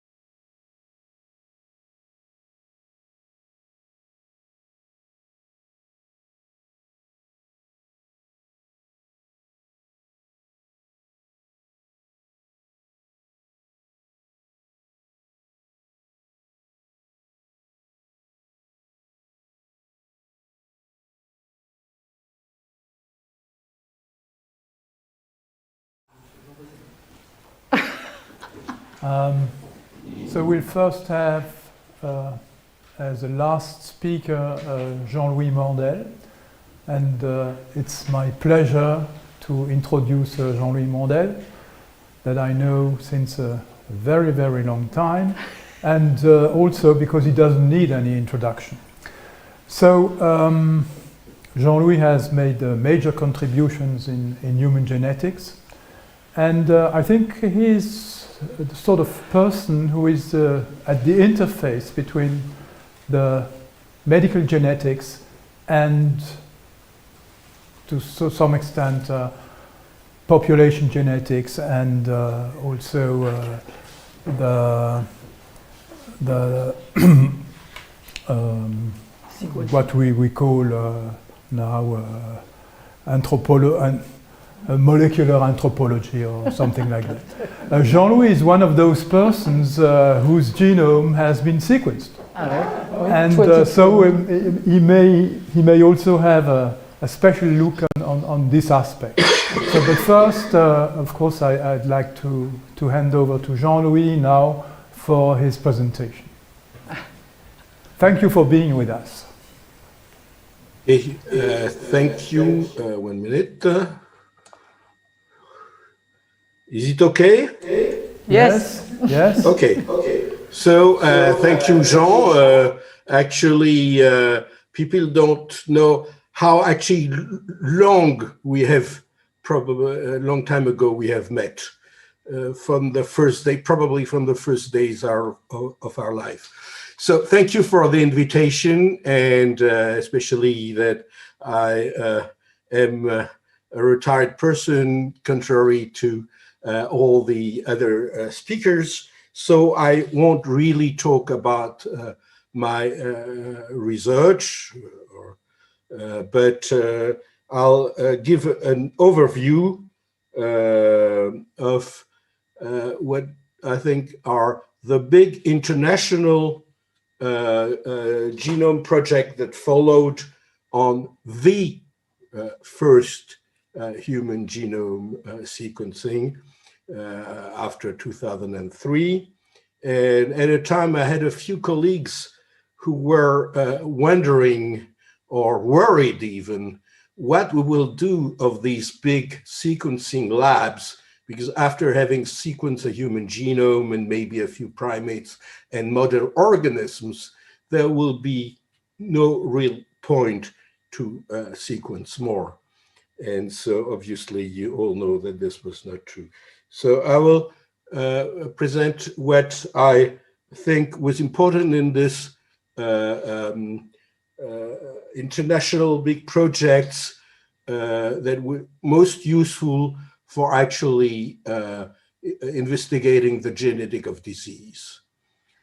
So I will start about the study of diversity of human genome by genotyping, and this was his first HapMap project that allowed to start these genome-wide association studies to find genetic factors for multifactorial disease or traits.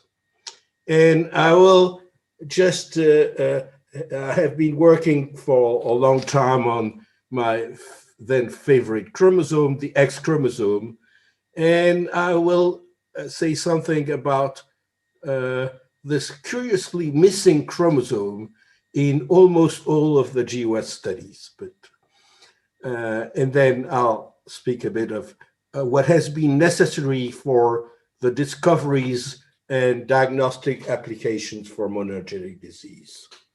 So now, indeed, right after the first report of the sequence of the human genome, almost complete, it was decided by a number of countries, not including France. And one thing also I want to have is, while France was really at the forefront of the human genome studies before, during the first human genome project, unfortunately, it was out of most of the later large human genome projects. So in 2002, it was decided to identify polymorphism in the human genome from different populations, actually starting for European from the Ceph families, and making the haplotypes. And indeed, in Nature in 2005, the first haplotype map of the human genome was published, followed by later more dense haplotype maps in 2007 and 2010. And right away, it was applied for important studies, the knowledge of all these SNPs, this polymorphism, and of their haplotypes. And I just want to show, for instance, in 2005, the first GWAS was done with a very important finding for late onset disease, age-related macular degeneration. And at that time, there were 100 cases and 50 controls. So this is the very early days. But in fact, it was really in 2007 that, thanks to the development of microarrays, SNP arrays, and also of the HapMap, that the very first large-scale GWAS was published in beginning of 2007 for type 2 diabetes by Philippe Fregel and colleagues. And then the real paper, I think, that really started a lot of things was this Wellcome Trust Case Control Consortium paper, where there were 7 diseases which were studied, each on 2,000 cases and 3,000 shared controls.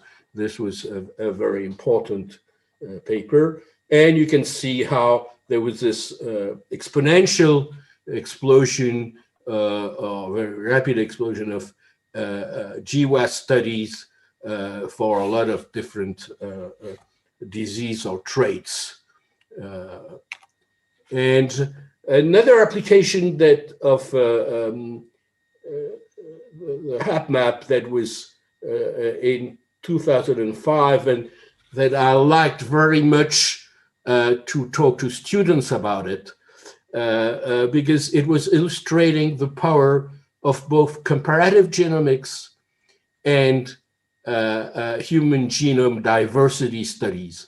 And this was illustrated by this beautiful cover of Science in December 2005, with 2 fishes of different colors in an aquarium held by a white hen and a black hen. And this was about a fish mutant that was mapped by linkage and identified in a gene that was later called SLC24A5, a cation exchange transporter. And there was a loss of function mutation defining this golden fish mutant. And when they looked, is there an ortholog? They found, in looking at the HapMap map, at that time it was presented in this very nice representation where you could see the diversity in African or in Japanese and Chinese or in Europeans. And they found out the ortholog of this fish gene was in the region that in European had the strongest homozygosity of the world genome. And as you can see from this representation, there was almost no variation over, I think, more than 100 kilobase in the European genome, while there was a lot of variation in Africans and somewhat less, but still quite a bit in Japanese and Chinese. And this was shown then to be the fact that while you had here an alanine at this position in all the vertebrates, really all the vertebrates, but in Europeans, this A was replaced by a threonine. And you can see that there is a very strong difference between population, since the threonine is present in almost 100% of European alleles and is much rarer or very rare in population from Africa. And here it's mixed, for instance, in Uyghurs. So, and a little later, it was shown that another gene, also a solute carrier, was also in a region where there was no diversity in the European genome compared to high diversity in both Africans and Japanese and Chinese. And of course, this was the demonstration that this was actually a gene expressed in melanosomes, and that it was one of the players of the skin color differentiation. So I think it was very nice illustration for students, these type of representation. And as I told you, with this 2000 papers in GWAS, you had more and more GWAS studies for a lot of different disease, lots of traits, height, intelligence, so-called. And in this catalog, there was almost 6,000 GWAS studies, and larger and larger studies, for instance, using the UK Biobank enormous cohort of 500,000 people, for which there are many, many medical phenotypes that were measured and followed. And so this has been contributing to a lot of published studies, this UK Biobank to 2016. I just want to tell, because some people actually in the discussion this morning asked about, things like 23andMe.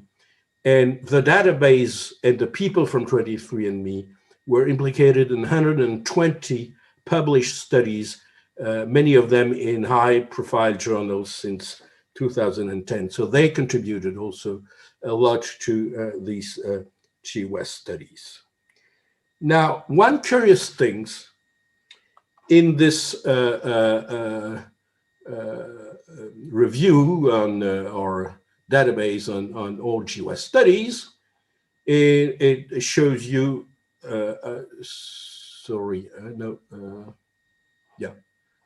one example of the progress with time of GWAS studies, and you see all the autosomes, and there is no X chromosome. This is for coronary artery disease. Now, all past Parkinson, I don't know if you see, so I have this, no X chromosome in 2017.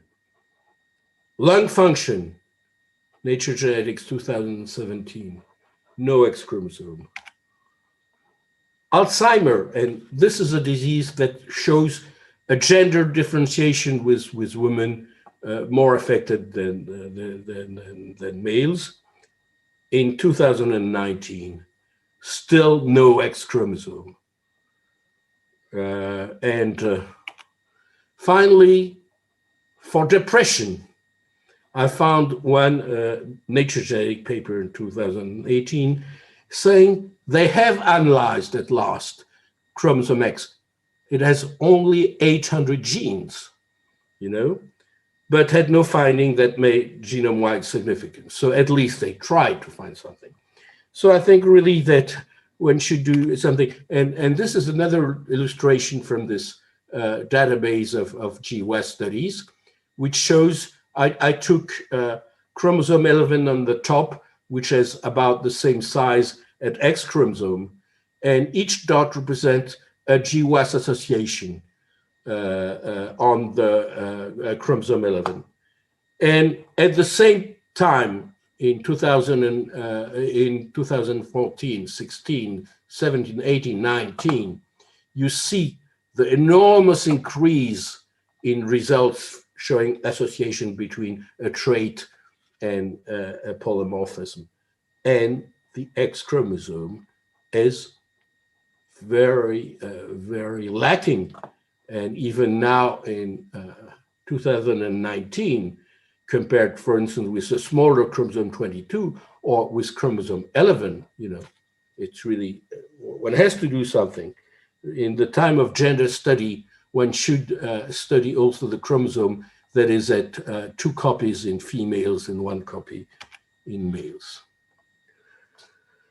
Now I'll then speak about monogenic disease. And of course, exome sequencing since 2010 has revolutionized discovery of implicated genes in monogenic disease. Now we have 4,000 of them, and diagnostic applications. And this allowed notably to unravel the importance of de novo mutation in sporadic case. For instance, it represents the largest impact for intellectual disability, this de novo mutations. And now whole genome is also becoming an important strategy. And I wish to point out that it's also very useful because there are certain regions that you will not see in exomes and that can be implicated in disease. And this is the example of, of these these unstable expansion of short repeats. I was fortunate to be implicated in 1991 in identification of the first case of such curious mutation, the expansion of a triplet CGG repeat in Fragile X. And from 91 to about 2002, there was about 30 diseases with that type of mutation that had been discovered. And then there were no more identification. And I thought, okay, they have been all found. Finally, around 2011, there was a very important one, the most frequent cause of amyotrophic lateral sclerosis, this very severe neurological disease that was found to be due to a large expansion of a hexanucleotide repeat in an intron of a gene of totally unknown function. And what was curious was that actually a lot of teams working on this knew since 2006 that there was something in chromosome 9 at a given position that was associated with this familial form of ALS and actually also frontotemporal dementia. But nobody could find it because it was in an unsequenced or very difficult to sequence region of an intron. And so it took 5 years until finally all the groups found out this mutation. And this revived interest, and also whole genome sequence became available for human geneticists. And this led to a new explosion in identification of this short repeat expansion, actually long expansion of this short repeat, and with some surprising mechanism. And I will speak mostly of fame, which probably you have never heard about, despite its name. It's familial myoclonic, adult onset myoclonic epilepsy with also tremor. And while for 20 years, it was known at least one location for families with this disease, but the gene had not been identified, the mutation had not been identified. And so in 2018, a Japanese team showed that was an intronic expansion of ATTC repeat in some 12. And within a year or a year and a half, it was found that other families with the same phenotype had the same type of expansion mutation, but in different genes that had nothing in common. Actually, most of them, one doesn't really know what is their function, but they have absolutely nothing in common. And so this is really this interesting mechanism with which it's the mutation, the type of mutation itself, that is responsible for this disease, and not the gene it is in. There are now 6 famed genes, and it's always in a region where you have a TTA repeat and a TTCA repeat. And what is always needed, at least, is an expansion of the TTCA part, although most of the time the TTTA is also expanded. So this is very surprising. The other surprising mechanism that was found was for SCA8 gene, which is somewhere here, very rare disease, but especially it was really important for the ALS form on chromosome 9, is this RAN translation, which is repeat associated non-AUG translation. That is, you translate the repeat either as a monopeptide repeat or a dipeptide repeat in the case of ALS, and produce toxic peptides, toxic repeat peptides that apparently have a very important role in neurodegeneration. So this is also a novel mechanism. Now, a major problem in diagnostic applications is how to ascertain whether a very rare coding variant is pathogenic or benign. And it's the VUS problem, variants of uncertain significance, that plague now application to diagnosis in all medical genetics laboratory, and that take a lot of their time. And I may show or not, if I have time, that actually analyzing population evolution, either in different population or constrained in organism evolution, is very important to try to make, to solve this VUS problem for diagnostic purpose. Now, indeed, because it's a big problem, the American College of Medical Genetics and Genomics made guidelines. How can you decide whether a variant that you find, a rare variant that you find in an affected patient, is benign or pathogenic? And you need population data from unaffected controls and affected patients, bioinformatic prediction tools that are supporting but that are not decisive, and many are based on actually conservation. Functional data is very difficult to test in a clinical diagnostic laboratory. Familial segregation is often limited, and this de novo aspect is good for autosomal dominant, but not for autosomal recessive, and very limited for X-linked. So you have a lot of things to help you, but in many cases you still are in the VUS, variant of incident, and you need population data.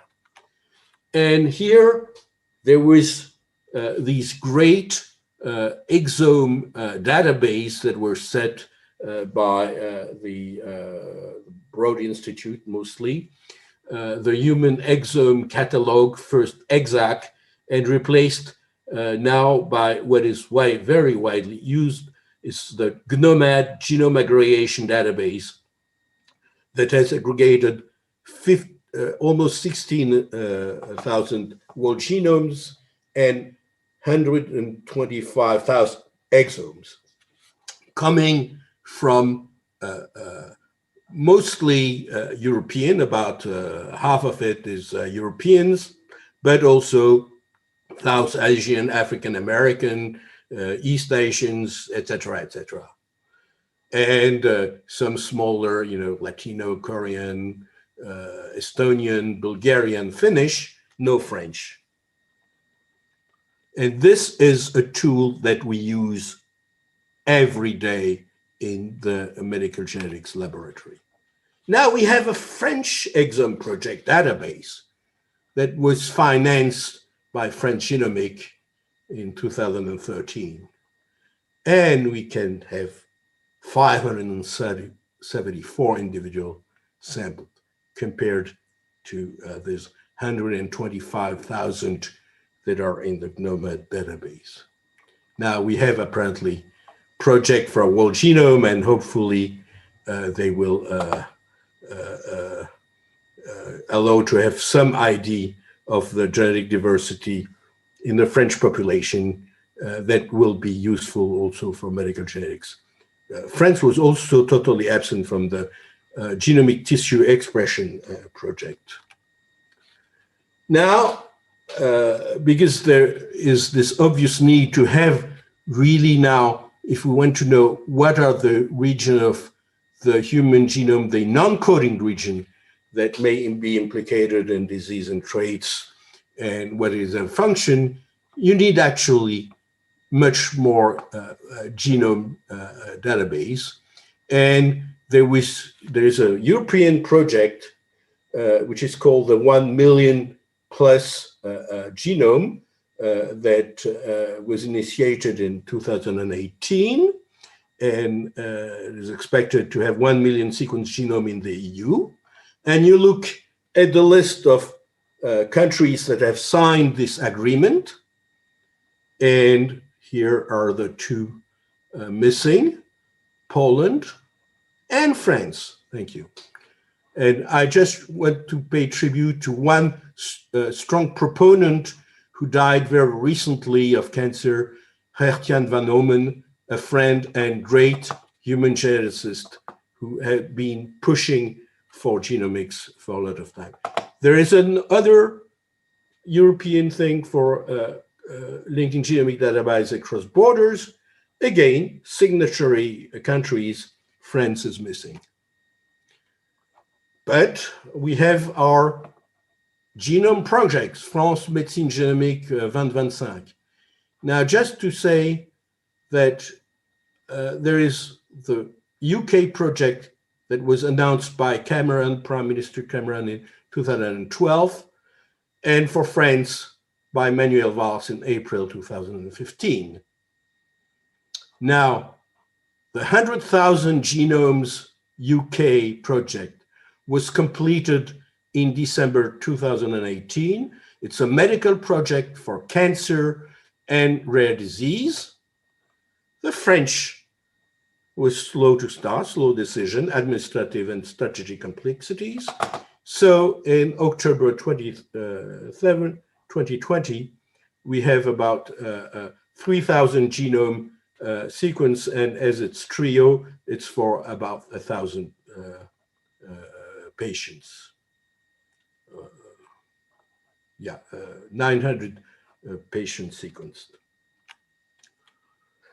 Now, another thing, how long do I have still?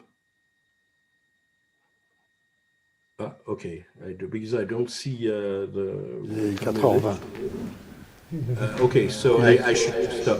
I just want to show community approach to exchange information have been important. So this is not big thing. This is coming from the community ClinVar, which is a public archives of mutation and phenotypes with more than a million records and to see whether a given mutation has been already found in a patient. Does this fit? Who has found it? So we can exchange with them to see whether it fits with what we have found in the lab. And gene matcher, which is a little bit the meeting of human geneticists. You say, I have a gene where I found a mutation, but I'm not sure it's a disease gene. Has anyone else found mutation in patients in this gene? And what is the phenotype? Is it the same as my patient? And this is immensely useful there. Lots of new gene publications, new disease gene publications that make use of gene matcher.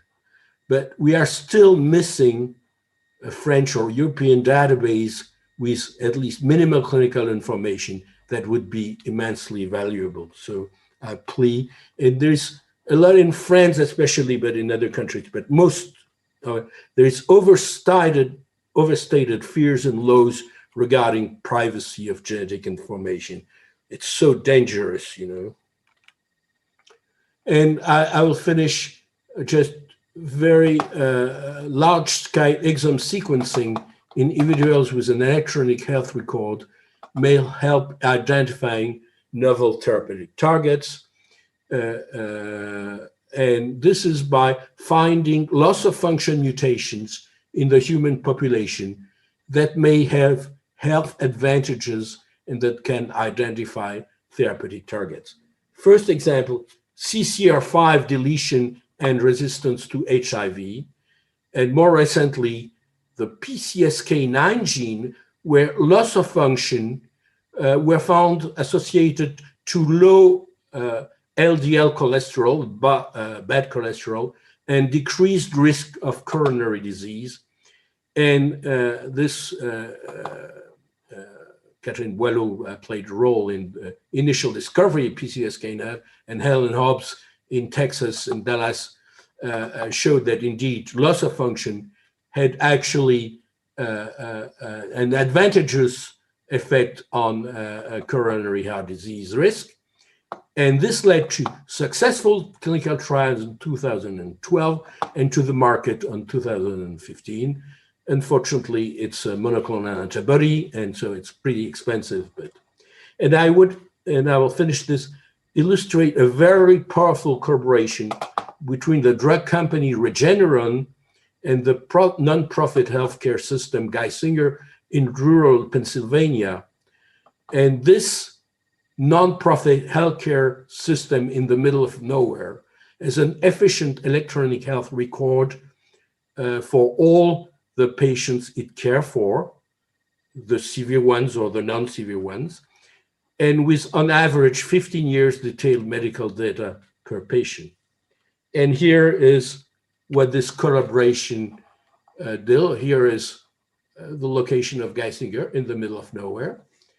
And they have found several very interesting genes that when mutated, for instance, this one, NGTTL4, decrease triglyceride and decrease LDL cholesterol, very interesting as a drug target for coronary heart disease, a drug target for chronic liver disease, a drug target for chronic obstructive pulmonary disease, all published in very nice, important journals. And when I say it's a win-win, it's actually a project where the participants are people from this healthcare system, but they are not obliged to participate. They are willing, they agreed to participate. 270,000 agreed to have a sample of DNA provided, to have an exome sequence done on 144, and already for 62,000, these sequences are analyzed for clinical validity. And if there is clinical results that may be useful for prevention, for early therapy to the people, it is reported. So this is something also that notably Madame Buzyn was refusing totally to have this type of inquiry pre-symptomatic for actionable genes. I think it's a great thing, and they are now detecting in advance and allowing to have clinical intervention, for instance, for 400 carriers of BRCA1, BRCA2 mutation. So I think I will finish here because I will not be able to talk about this. So, and I partage d'écran était fermé. Okay. Okay, sorry to have been long enough, but when Jean invited me, he knew that I'm of this strong tendency to be too long. Thank you, Jean-Louis, for this, for advocating for a renewed French effort in medical genetics and genomics, because obviously what is being done at present is by far insufficient. It just illustrates also some problem that we had recently in the academy about releasing sequence data, and especially releasing sequence data on the SARS-CoV-2 virus, so the COVID-19 causing virus, where obviously there is retention of information by a number of French labs who are sequencing. And I think this is a very bad thing. And this just, I think, also illustrates that people have great difficulties in collaborating.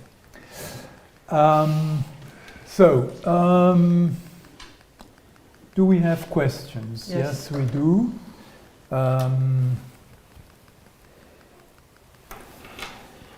So one question is on COVID-19, but I think we are going to skip this one. So Jean-Pierre Changeux has another question. Several major brain diseases like schizophrenia, autism are not monogenic diseases or predisposing genes involved. Are sequence repeats engaged as well? Of course. Right now, yes, actually, Fragile X is being called as the epitome of an autism gene now. It was not when we discovered it. It was an intellectual disability gene, but nowadays it's more fashionable to say that it's an autism gene. So there are indeed genes, but this is still a monogenic form. Now, the problem, I would say that when there is autism with intellectual disability, or when there is schizophrenia with actually, before schizophrenia, there were already intellectual disability, then the chance of finding a monogenic thing is about probably 30–40%. We still don't explain the other 70%, but now obviously for the behavioral traits like ADHD, attention deficit disorder, like autism, like adult onset schizophrenia, it's mostly probably heavily multigenic and multifactorial, but it's so heterogeneous that the findings from the large GWAS studies are not very, very convincing. They didn't find really major genes. Actually, it's curious to say that actually the highest peak, GWAS peak for schizophrenia is in the HLA region. And actually it's, as I remember, a complement. It's a rare immunology thing also with a complement gene. So I think we have the complexity of brain function means also that these, what I would say, subtle alteration in brain functioning that you find in high-level autism or ADHD are very rarely, sometimes they are monogenic, but very rarely, and it's still a challenge and to actually sort out what is the important genetic part of it, and what, if any, is the environmental part or maybe epigenetic part. Thank you. The other questions are on COVID-19, so you're not a virologist and will not bother you. I would say there has been the very interesting paper by Jean-Louis Casanova about susceptibility, genetic susceptibility to severe forms of COVID-19, and seeing really, it was published in Science a few months ago, and showing that indeed, I think it was about 2 or 3% of the people who have very severe COVID have actually known defects in immunology related diseases, especially innate immunity, interferon, etc. 15%, sorry. Okay. So Pascal? Yes. Jean-Louis, I have a question which has to do with this repeat extension. So you said that there were repeat extension in 6 FAME genes, and these genes had no correlation functionally at the beginning. So can you say more about that? And could there be repeat extension in other diseases? Sure. Extension is just a new type of mutation, no? Yeah. Well, actually, these large expansion in entrance and of either AT-rich sequence or GC-rich sequence are very, very difficult to sequence, to interpret, actually, to align the sequence. So you need a special bioinformatic tools, and they are not yet still so good. And so for the moment, you find things when they are in families, familial case. If they are sporadic, it's much more difficult. So I think we will find more. Now, for instance, these 6 FAME genes, the ID is either, and probably more likely, toxic RNA. And this has been already demonstrated, this toxic RNA thing, because as they are in entrance, they are at least transcribed in pre-mRNA. So either a toxic RNA things, and there are examples in several of these expansion disease, or this toxic RNA actually captures some, for instance, important splicing factors. So the idea, I think, for FAME is it might be a trap for a splicing factor. Otherwise, there is this random translation where you have these repeats that are actually translated while there is no real AUG, and they are translated in toxic peptides. This has been shown very conclusively for the ALS C9orf. For the moment, I don't know whether there's any data for the FAME genes. Okay, thank you, Jean-Louis. I think we are going to switch to the last part of this meeting, which is roundtable. The name of the topic. No, we said questions from the students. Okay. So, en français, en français. En français, so we switch to French. Et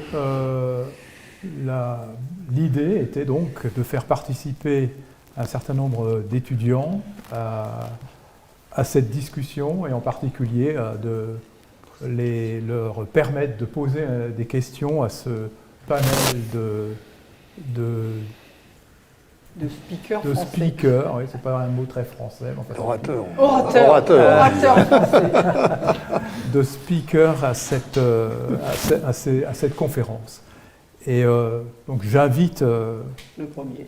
le premier, je ne sais pas si c'est...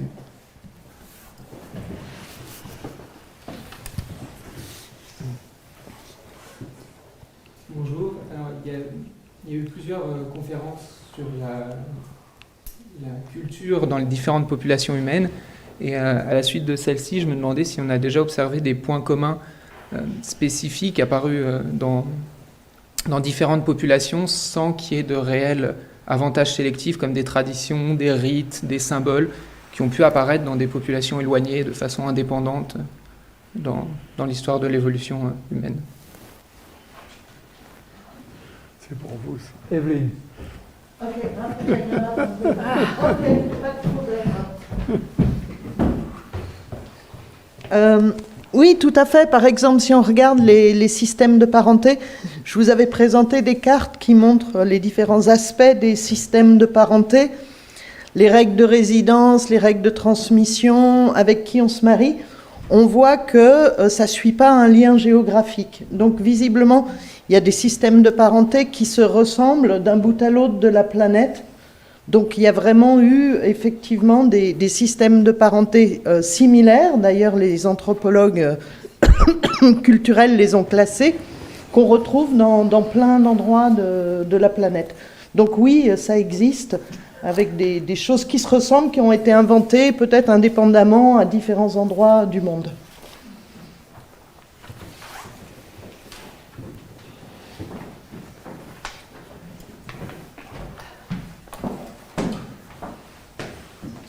Que les religions sont de cet ordre.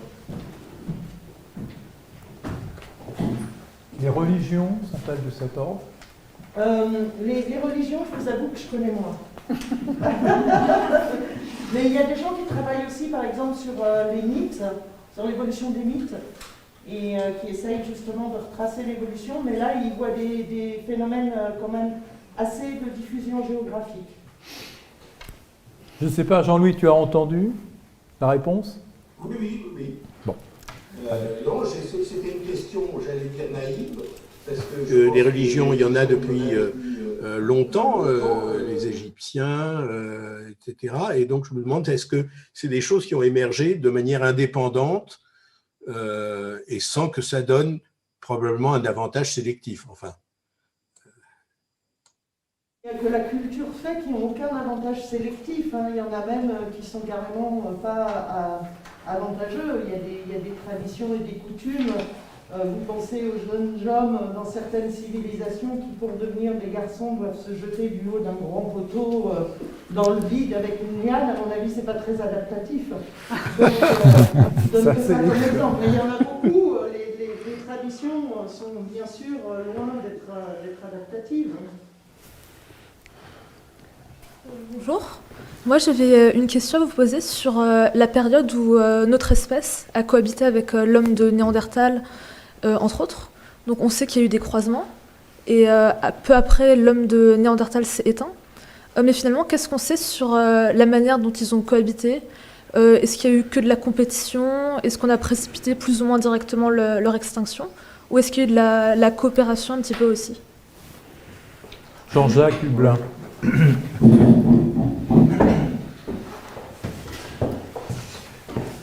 Oui, je crois qu'il y a un petit malentendu sur le terme de cohabitation ou de coexistence. C'est-à-dire qu'en général, quand on parle de coexistence entre néandertaliens et Homo sapiens, par exemple, on parle de coexistence à une certaine échelle géographique qui est souvent une échelle continentale. Et donc, après, évidemment, si on prend l'échelle de l'ancien monde, les ancêtres des Néandertaliens, les ancêtres des Homo sapiens ont cohabité pendant des centaines de milliers d'années. Mais ça ne veut pas dire que pendant des centaines de milliers d'années, ils habitaient dans des petits villages les uns à côté des autres et que tous les matins, ils se faisaient un signe de la main au-dessus de la rivière. Donc, en fait, en pratique, on n'a aucun exemple de réelle coexistence locale. On n'a jamais trouvé dans un seul site un néandertalien à côté d'un Homo sapiens, par exemple. Ça n'existe pas. Donc, je dirais, mon hypothèse de travail, et ce qui me paraît le plus probable, c'est qu'à l'échelle locale, il y a probablement une exclusion mutuelle. Maintenant, ça ne veut pas dire que quand il y a des Homo sapiens qui habitent dans les Balkans, il ne peut pas y avoir des néandertaliens, je ne sais pas où, plus loin en Europe centrale ou en Europe occidentale. Évidemment, ça implique l'existence de zones frontières, on va dire, où même il peut y avoir une fluctuation d'une population aux dépens de l'autre. Ça, c'est la réponse générale. Ensuite, le mécanisme de remplacement... évidemment, aujourd'hui, on aime bien l'idée que, dans le fond, il ne s'est rien passé de désagréable et que tous ces gens-là, dans le fond, s'aimaient beaucoup, ils se sont mélangés. Alors, pas de chance pour les néandertaliens, ils étaient beaucoup moins nombreux que nous, donc finalement, aujourd'hui, ils sont quasiment dissous dans l'espace. Je pense que la réalité est probablement un peu moins angélique que ça.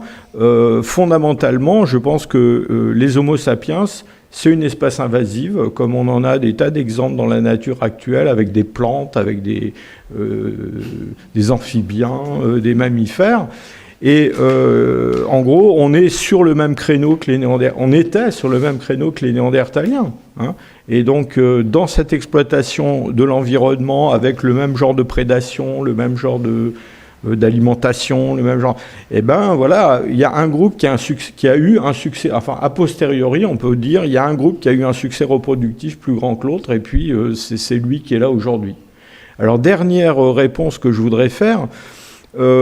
évidemment, dans cette quête pour exonérer l'Homo sapiens de la responsabilité de l'extinction des Néandertaliens, on a imaginé énormément de choses. Hein. Ça, je peux vous dire que les géologues, les paléanthropologues ont fait appel à tout ce qui était possible, le climat, les rayons cosmiques, les éruptions volcaniques, les maladies de toutes sortes, dans le fond, pour se libérer du fardeau de notre responsabilité spécifique.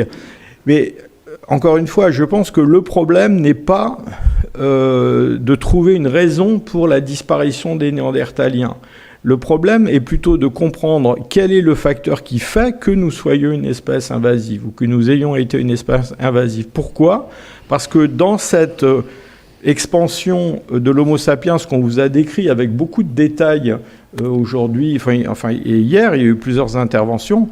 Dans le fond, ce qu'on observe, c'est quoi ? C'est que ces extinctions de groupes qu'on va appeler archaïques, eh bien, le seul point qu'elles ont en commun, c'est l'arrivée d'Homo sapiens à un moment donné. C'est-à-dire que la question n'est pas de savoir pourquoi les Néandertaliens ont disparu, parce qu'il n'y a pas qu'eux qui ont disparu. Tout le monde a disparu, à part nous. Et donc, il y a probablement des caractères dans la façon dont nous exploitons l'environnement, dans la façon dont nous avons interagi avec ces différents groupes, qui fait que, à la fin de la journée, ça s'est toujours terminé un petit peu de la même façon, c'est-à-dire remplacement, absorption partielle. Donc, ce qui est intéressant, je pense, à rechercher, plutôt qu'une cause de disparition de tel ou tel groupe, c'est justement de comprendre ce qui se passe réellement dans l'Homo sapiens et qui ne s'était pas passé avant avec d'autres groupes. Voilà. Merci. Question suivante.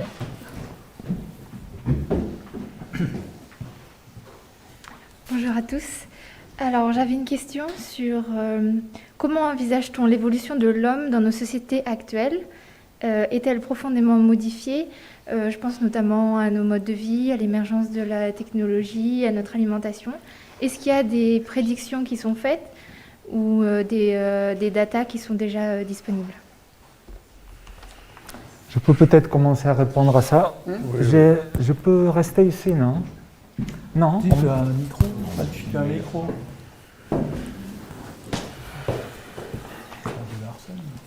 un peu la sélection naturelle, si c'est ça votre question, a été modifiée dans certaines régions du monde. L'arrivée des antibiotiques, des vaccins et de l'hygiène en Europe, dans les pays occidentaux, évidemment, a changé la façon brutale de la sélection naturelle. Même s'il y a beaucoup d'anti-vaccins, les données sont les données, et les données empiriques, c'est la science. À la fin du 19e siècle, juste 38% de la population arrivait à l'âge de 40 ans. Donc il ne faut pas être très intelligent pour savoir que ça, c'est grâce aux vaccins et aux antibiotiques. Donc oui, si dans 3000, 4000, 5000 ans, vous montez un groupe de recherche en génétique des populations, vous allez voir que quelque chose de majeur s'est arrivé au XXe siècle. Aujourd'hui, on ne peut pas le voir, ça. Il faut au moins, ça dépend de beaucoup de choses, du coefficient de sélection, de la taille de la population dans laquelle la sélection naturelle agit, mais le minimum, c'est 3-4 000 ans pour que ça se voit. Mais ça amène aussi à d'autres phénomènes, comme la résistance aux antibiotiques, par exemple. Vous savez bien, c'est toujours une guerre sans fin, ce qu'on dit une course à l'armement, et aucun des deux, ni les pathogènes, je parle de ce prisme-là, pathogène homme, va vraiment sortir gagnant, parce que les virus, ça ne les intéresse pas non plus de nous tuer, parce que sinon ils ne peuvent pas vivre. Donc, mais il y a d'autres formes d'adaptation aujourd'hui. Peut-être Evelyne, si tu veux compléter. Ouais.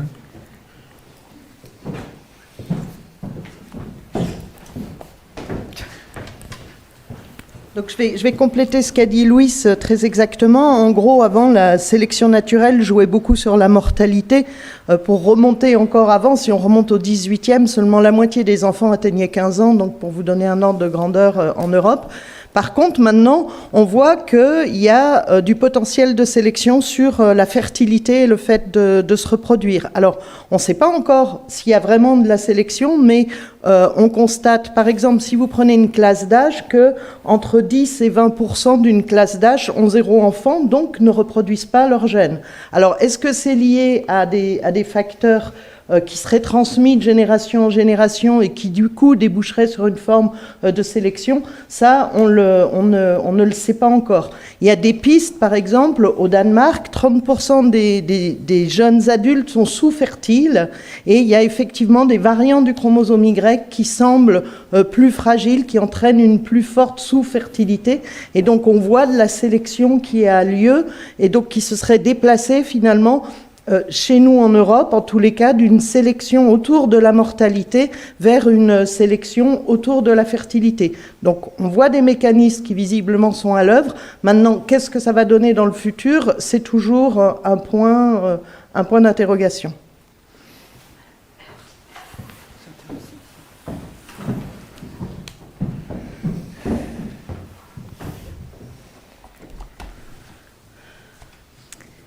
Bonjour, moi je voulais savoir ce que vous pensiez que l'on allait observer suite à l'accélération d'éventuels processus évolutifs, que ce soit chez l'homme ou chez les espèces qui l'entourent, avec l'avènement des techniques de modification génétique comme CRISPR-Cas9. Est-ce que vous imaginez qu'on va observer de nouveaux processus et une sorte d'accélération artificielle des processus évolutifs sur l'apparition de nouveaux génomes? Volontaire. Ah bon, bah c'est parfait. Allez-y. Ah bah Jean-Louis. Alors, d'abord, évidemment, en concerne les organismes non humains, effectivement, c'est possible. Il y a quand même beaucoup de pays qui considèrent que faire une nouvelle souche je sais pas, de riz ou par CRISPR-Cas9, ce n'est pas un OGM et donc on peut le faire sans problème. En ce qui concerne les humains, alors c'est vrai que c'est potentiellement possible que quelqu'un décide de vouloir le faire dans un labo un peu marron, etc. C'est pas ça parce que c'est pas un homme ou une dizaine d'hommes modifiés qui auraient été faits, qui vont avoir une telle avantage sélectif, parce que pour ça, il faudrait savoir qu'est-ce qu'on peut faire comme modification pour qu'il y ait un avantage sélectif. Et le seul moyen de savoir ça, c'est d'avoir déjà testé ce variant dans beaucoup d'humains et de montrer si oui ou non il a un avantage sélectif. Par exemple, je dirais qu'on peut se dire que ne pas avoir ApoE4 diminuerait le risque de maladie d'Alzheimer. Donc, on pourrait dire que, tiens, moi, je vais faire modifier chez mes enfants pour que, parce que moi et ma femme, on a tous ApoE4, on n'en veut pas. Alors, on pourrait faire du diagnostic préimplantatoire. Enfin, on va modifier pour supprimer ApoE4. Ça ne changera rien parce que ça ajoutera quelques individus aux centaines de millions d'individus qui n'ont pas ApoE4 et grâce à eux, on peut savoir que ne pas avoir ApoE4, c'est bien. Quand le chinois l'a fait, la délétion de CCR5 en se disant je vais protéger ces enfants contre le virus HIV, contre le sida, et d'autant plus que je crois qu'un des parents ou les deux, je ne me rappelle plus, avait. Sauf que même si cette délétion CCR5 est relativement fréquente en Europe, donc on connaît des choses, mais on a mis du temps à s'apercevoir que si ça protégeait contre effectivement l'infection par le HIV, d'après ce que nous a dit, je crois, Louis, ça entraîne une plus grande sévérité d'infection par le West Nile. Donc, si on a une grande pandémie West Nile, tous les CCR5 qui ont été produits par CRISPR risquent d'avoir des problèmes. Donc, si vous voulez, moi, je crois que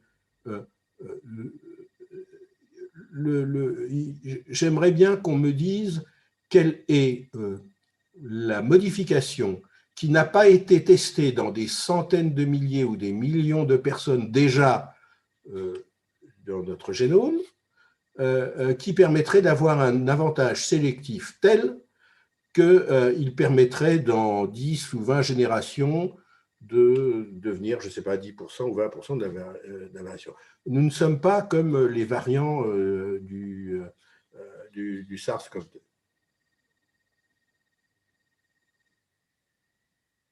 Même sens, il faut quand même rappeler la complexité du génome. Souvent, un variant génétique, donc c'est ce qui a été montré il y a une seconde, peut avoir différents effets. On dit des effets pléiotropiques, ça peut aussi avoir un effet positif d'un côté, un effet négatif de l'autre, et ça dépend aussi de tout l'environnement génomique. Donc c'est en fait très compliqué d'arriver à dégager vraiment des choses, sauf dans des maladies monogéniques vraiment bien connues. Ça, c'est la première chose. Et deuxièmement, beaucoup des caractères qui pourraient nous intéresser, entre guillemets, parce qu'on considérerait qu'ils seront intéressants, sont déterminés par un très grand nombre de bouts du génome. Et donc, c'est difficile à imaginer qu'on puisse à la fois modifier des milliers d'endroits du génome. Par exemple, si on voulait avoir quelqu'un de plus grand, c'est des milliers de SNP, donc des milliers de bouts du génome qu'il faudrait modifier en même temps, en imaginant qu'ils n'ont pas d'effet délétère à côté, pour arriver, par exemple, à produire quelqu'un de plus grand. Donc, je pense qu'on est loin d'être dans un état des connaissances où, effectivement, ce type de technologie permettrait vraiment de faire une adaptation ou une évolution de l'homme. Je veux juste ajouter une chose.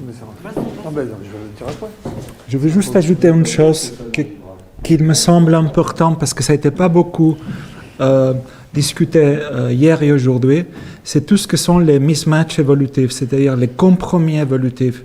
Ce que Evelyne a rapidement maintenant un peu dit, que c'est ce qui a été bénéfique à un certain moment ne l'est pas nécessairement tout le temps.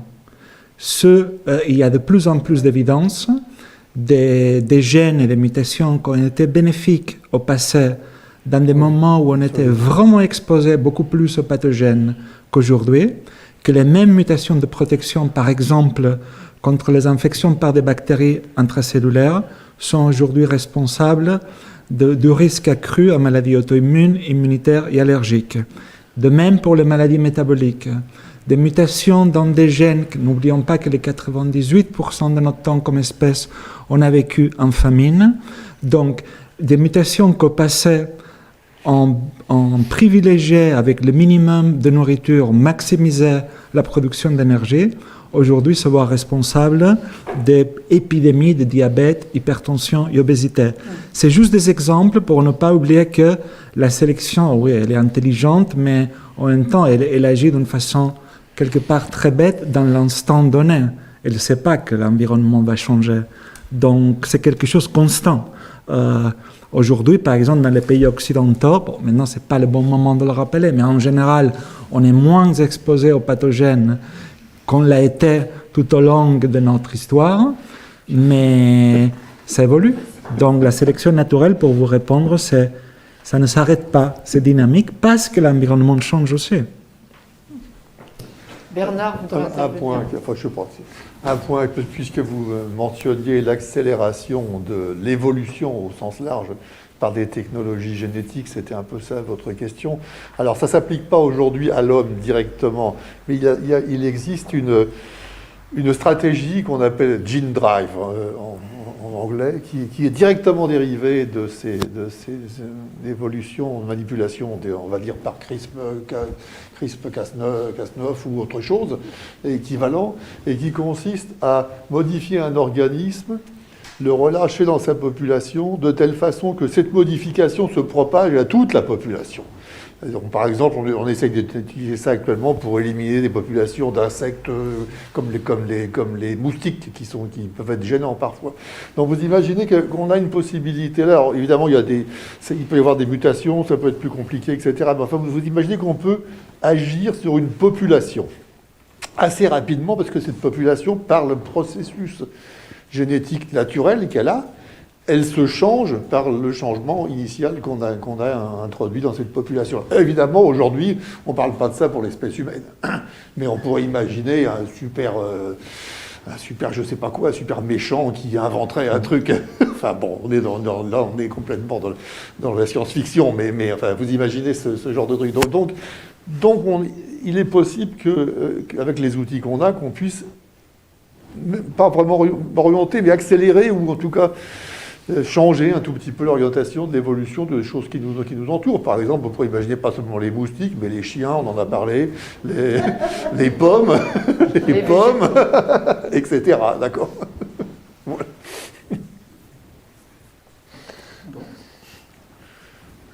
Y a-t-il d'autres questions? Oui, voilà, y revient. Depuis hier, on a évoqué beaucoup l'évolution des hommes, des hominidés, aussi un peu donc des végétaux, des pommes, des chiens, des chevaux. Mais est-ce qu'on a aussi des études similaires, ou est-ce qu'on pourrait imaginer des études similaires sur des animaux, des végétaux, enfin d'autres espèces qui ne sont pas du tout liées à l'homme, étudier pour voir s'il y a vraiment aussi une migration indépendante de l'homme, d'espèces animales, végétales, comment est-ce qu'ils ont pu évoluer eux aussi indépendamment de nous, parce qu'on ne doit pas être la seule espèce à évoluer.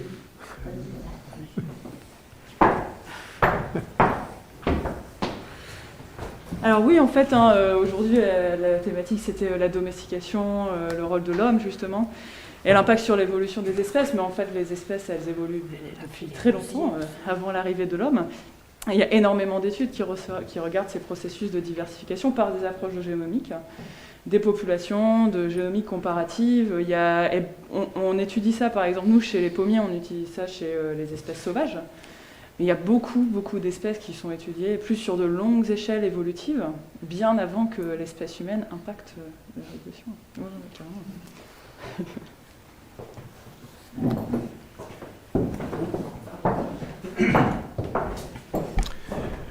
Oui, si je peux ajouter quelque chose à ça, ce qui est très intéressant, c'est de regarder notamment les effets de l'environnement. Et vous savez que le dernier million d'années a été le théâtre de changements climatiques et environnementaux assez importants. et de voir, par exemple, dans d'autres espèces de mammifères qui ne sont pas du tout des espèces domestiques, quels sont les effets de ces changements environnementaux et de voir comment ils se comparent à ce qu'on observe chez les hominines. Alors, il y a des comparaisons tout à fait intéressantes qui ont été faites. Par exemple, c'est un exemple qui est assez connu avec les ours. Donc les ours ont connu une diversification d'espèces avec des divergences et aussi des moments de contact où il y a eu des introgressions de matériel génétique d'une espèce dans l'autre. Ours brun, ours des cavernes, à plusieurs reprises notamment, qui d'une certaine façon mime un petit peu ce qui se passe chez les hominines. En gros, le couple ours des cavernes, ours brun a connu une histoire qui est un petit peu comparable à Néandertal, Homo sapiens. Et on voit très bien chez les ours, par exemple, comment les cycles glaciaires qui à un certain moment contraignent les populations d'ours polaires dans des zones plus méridionales, les forcent parfois à coexister dans des petits territoires comme les îles, comme certaines îles du nord du Pacifique ou de l'Atlantique. Ça aboutit à des phénomènes comparables à ce qu'on observe. Oui, je disais ours brun, ours des cavernes, c'est plutôt le couple ours polaire, ours brun, en fait, qui a un temps de divergence et une histoire qui ressemble beaucoup à ce qu'on observe avec les Néandertaliens et les Homo sapiens. Donc, c'est intéressant de voir du point de vue phénotypique, du point de vue génétique, mais aussi du point de vue démographique, comment ces cycles climatiques ont impacté de nombreuses espèces, y compris les hominines. Et de ce point de vue-là, les hominines, j'allais dire, ils suivent les autres. Hein. Ils sont soumis aux mêmes effets. On peut même dire que d'une manière générale, l'étude de la biodiversité, c'est un peu ça. Ouais, c'est ça. Voilà. Moi, je parlais de la vigne. La vigne est typiquement quelque chose d'un peu similaire à ce qui se passe pour le pommier, où il y a une espèce qui s'est propagée et qui a, disons, par introgression d'espèces locales, s'est diversifiée. Exactement. C'est vrai que Jean est devenu un grand spécialiste de la vigne. Alors, on a abordé beaucoup les questions de génomique pure, mais je me demandais quelle est la place de l'épigénétique dans vos recherches. Est-ce que dans les échantillons qu'on a, notamment, je pense aux échantillons d'ADN qu'on trouve dans les dents, est-ce qu'on peut évaluer des marques épigénétiques, ou ne serait-ce que par rapport aux données épigénétiques qu'on a actuellement, est-ce qu'on peut prédire l'épigénétique du passé? C'est dommage qu'Orlando ne soit pas là. Ouais. D'ailleurs, Ludovic Orlando, par exemple, il y a deux choses à répondre à ça. L'épigénétique du passé et l'épigénétique du présent. Pour l'épigénétique du passé, Ludovic Orlando, ainsi que d'autres groupes à Jérusalem, ont été pionniers en reconstruire sur la base de CPG des génomes anciens, pas seulement l'épigénome de Néandertal et Denisovien, mais aussi essayer de comprendre quel était le niveau d'expression génique des différents gènes de ces espèces. Aujourd'hui aussi, on peut faire un peu de l'épigénétique de population, ce qui est beaucoup plus compliqué que la génétique de population, parce qu'il y a plein de choses qu'on ne contrôle pas, mais on peut voir un peu l'influence du mode de vie, de la nutrition, évidemment de l'âge. L'âge, c'est-à-dire l'horloge épigénétique, se trompe à un an près. C'est-à-dire, ça m'étonne encore, même si ça n'a rien de scientifique, comment la police, par exemple, n'utilise pas l'epigenetic clock pour voir le suspect que j'ai là entre 46 ans et 48 ans. Nous, on le voit au laboratoire. Entre l'âge biologique et l'âge épigénétique, il y a une erreur de 2 ans, en gros. Donc, voilà. Mais après, il y a beaucoup d'autres choses qui influencent la variabilité épigénétique. L'âge, évidemment, le sexe, évidemment, l'exposition aux polluants, la nutrition, et la génétique. Et c'est là que l'épigénétique, en tout cas je parle de la méthylation de l'ADN, peut devenir pérenne. Parce que du moment où elle est sous le contrôle des mutations dans la séquence de l'ADN, vous la rendez héritable. Mais c'est un champ assez... C'est-à-dire l'épigénétique des populations, c'est relativement récent que les gens s'intéressent à ça. Mais est-ce qu'il y a des gens qui ont regardé en même temps l'ADN et en même temps, par exemple, de la protéomique pour trouver, je sais pas, des histones qui seraient collés sur... Ouais. Parce que là, c'est pas uniquement la méthylation de l'ADN. Bien sûr. Un autre type de régulation épigénétique. Ça a été fait, ça? Oui. Sur des ADN l'ouverture des... Ah, tu parles de l'ADN ancien? Bah oui. Ah non, Parce qu'on parle d'épigénétique ancienne. Non, pas encore. Dans l'épigénétique ancienne, il y a juste la méthylation de l'ADN. Ouais. Ouais. Ouais. C'est vrai, chez les plantes, c'est quelque chose, surtout par exemple chez les arbres, on se rend compte que de plus en plus, il y a des épigénomes qui jouent un rôle dans les traits, en fait, la variation des traits, et on part vers les IWAS, et plus vers les IWAS maintenant. Ah oui. Bon, le problème principal, c'est qu'en tout cas, en épigénétique, on n'a pas beaucoup de modèles évolutifs derrière, et du coup, on regarde sur les plafonds, mais les interpréter, c'est un peu compliqué pour l'instant, on n'a pas des modèles bien cadrés comme le modèle de coalescence, etc. Et du coup, pour l'instant, on est un peu bloqué. Mais est-ce que c'est sûr que dans les prochaines 10 ans, ça va être un sujet de recherche assez important? Ça va continuer à l'être de plus en plus. C'est-à-dire la place de l'épigénétique par rapport à la génétique. L'autre jour, je parlais avec quelqu'un qui s'appelle Isabelle Mansuy de l'EPF Zurich. Et c'était assez fascinant parce qu'elle disait l'épigénétique vient avant la génétique. Et je l'avais compris de mon prisme. Mon prisme, c'est quand il faut s'adapter à quelque chose, on répond épigénétiquement parce que c'est rapide, c'est flexible. Comme une façon d'attendre qu'un jour, la vraie mutation dans la séquence d'ADN arrive et fixe le phénotype adaptatif. Mais elle l'entendait différemment et finalement, ça peut se marier les deux choses. Elle disait non, parce que les sites CPG rendent cet entourage plus mutable, donc du coup, tu as au moins les chances de faire des mutations qui éventuellement deviennent adaptatifs. Donc, en revanche, il n'y a aucun concept théorique derrière qu'on peut tester. C'est bien ça le problème, c'est qu'on a pas mal d'équipes qui vont faire des études pas des Genomes Uk, c'est des épigénomes Uk. Oui, et bien après, sûr. derrière, on a des cartons et on dit, oui, c'est bon. Il faut les comprendre. Bernard. Mais par rapport à cette conférence aujourd'hui d'ADN ancien, une partie de l'épigénétique, c'est des interactions entre molécules d'ARN, des ARN. Et évidemment, il y a un problème simplement de conservation. Les ARN sont des molécules beaucoup moins stables chimiquement que les ADN. Et donc, il y a un problème de conservation. Donc, je ne suis pas sûr, les spécialistes me diront, mais je ne suis pas sûr qu'on ait des ARN anciens. Ils sont probablement pas conservés.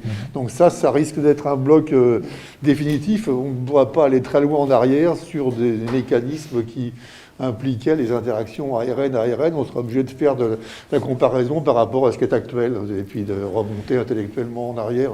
C'est à peu près ça.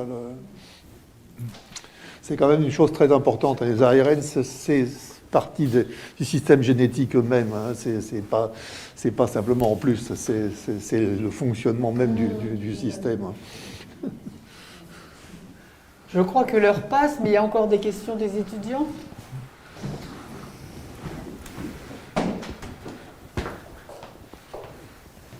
Alors moi j'avais une question concernant les conséquences des nouvelles techniques de séquençage. C'est-à-dire que vous nous avez expliqué comment ces 10 dernières années c'est devenu de plus en plus facile de séquencer un génome. Et donc j'aimerais vous demander dans quelle mesure est-ce que ça ouvre la porte à une sorte de médecine prédictive qui permettrait de séquencer tout le génome ou certaines parties du génome d'un individu pour repérer des allèles de susceptibilité à certaines maladies et donc savoir dans quelle mesure l'individu tombera malade, tout cela tant qu'il est sain. Et donc j'aimerais savoir la faisabilité d'un tel projet à plus ou moins long terme, bien sûr, et aussi les implications éthiques. Jean-Louis, peut-être tu peux intervenir.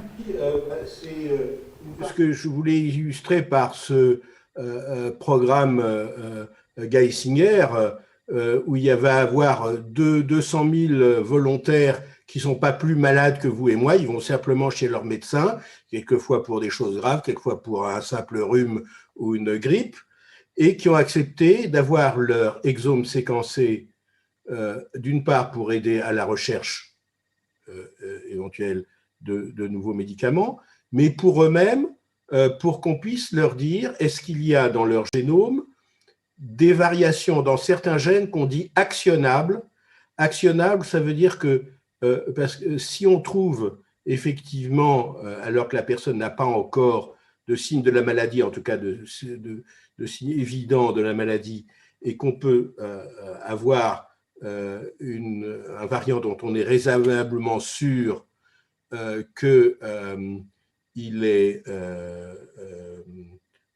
il va conduire à cette maladie et que c'est une maladie pour laquelle on peut faire quelque chose.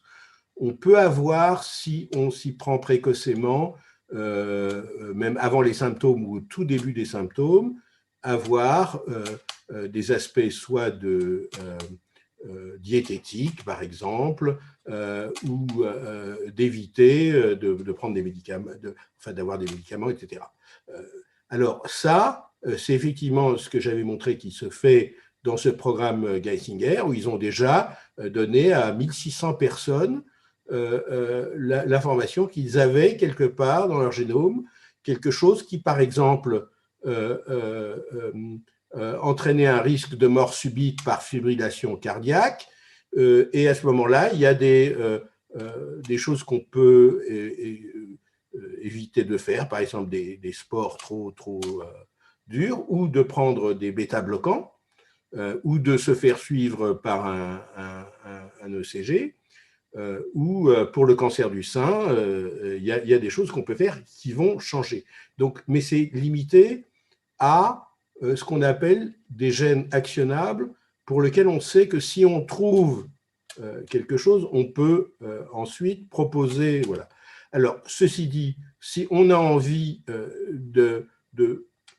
d'avoir la séquence pour voir des choses non actionnables ou pour savoir quels sont nos ancêtres, quel est l'endroit où on a des gènes néandertaliens, et est-ce que c'est ceux qui sont impliqués dans le risque de Covid, par exemple. Moi, je trouve que c'est une liberté, c'est pas si dangereux que ça.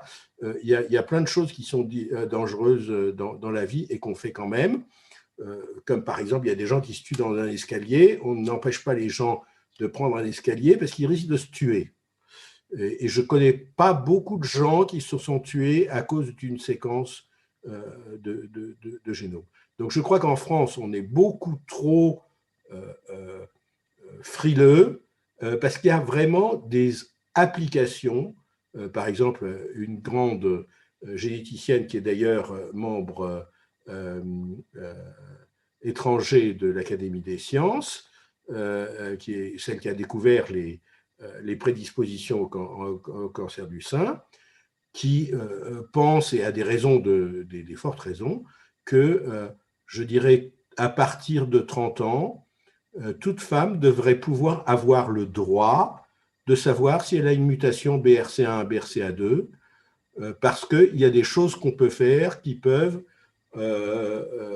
rendre le pronostic bien meilleur si elle sait ça à l'avance, plutôt que de se retrouver à l'âge de 45 ans avec un cancer de l'ovaire avancé, mais pour lequel il n'y a plus rien à faire.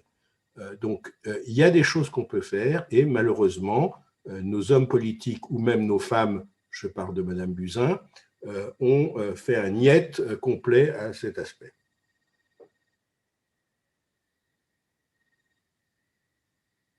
Raison pour lesquelles certains d'entre vous, Jean et toi, vous avez dit, mais pourquoi la génétique humaine était si avancée au début, quand les quarts du génome ils ont été faits, et la France est si absente dans tout?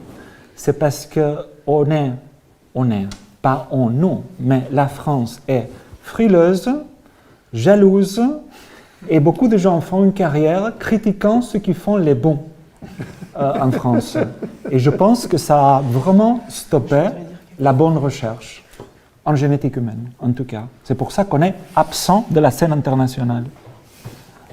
Jean, je peux rajouter quelque chose? Par rapport aux techniques qui ont été discuté là, de dire que bon, il y a beaucoup de progrès en génétique humaine, mais il y a beaucoup de progrès aussi en microbiome. Et je pense qu'il y a quand même une grande ouverture qui a été faite grâce justement à toutes les technologies qui ont été discutées hier. Et ça, c'est un grand progrès. Et quand ces résultats-là vont être couplés avec tout ce qu'on a entendu aujourd'hui, ça va être extraordinaire, parce qu'on va pouvoir faire des coévolutions et tout ça. Je pense que là voilà. C'était la petite note d'une microbiologiste. Il y a d'autres questions? Non? Moi, je pense qu'on peut conclure. C'était vraiment 2 jours extraordinaires avec des orateurs fantastiques, une équipe qui nous a beaucoup aidé à mettre tout ça en place. Et moi, je remercie tout le monde. Voilà. Nous nous joignons à tes remerciements. Et la super organisation. Hein. Et merci les étudiants, parce que c'est vraiment une note extraordinaire à la fin d'un meeting comme ça. Merci beaucoup, et merci à Alice d'avoir organisé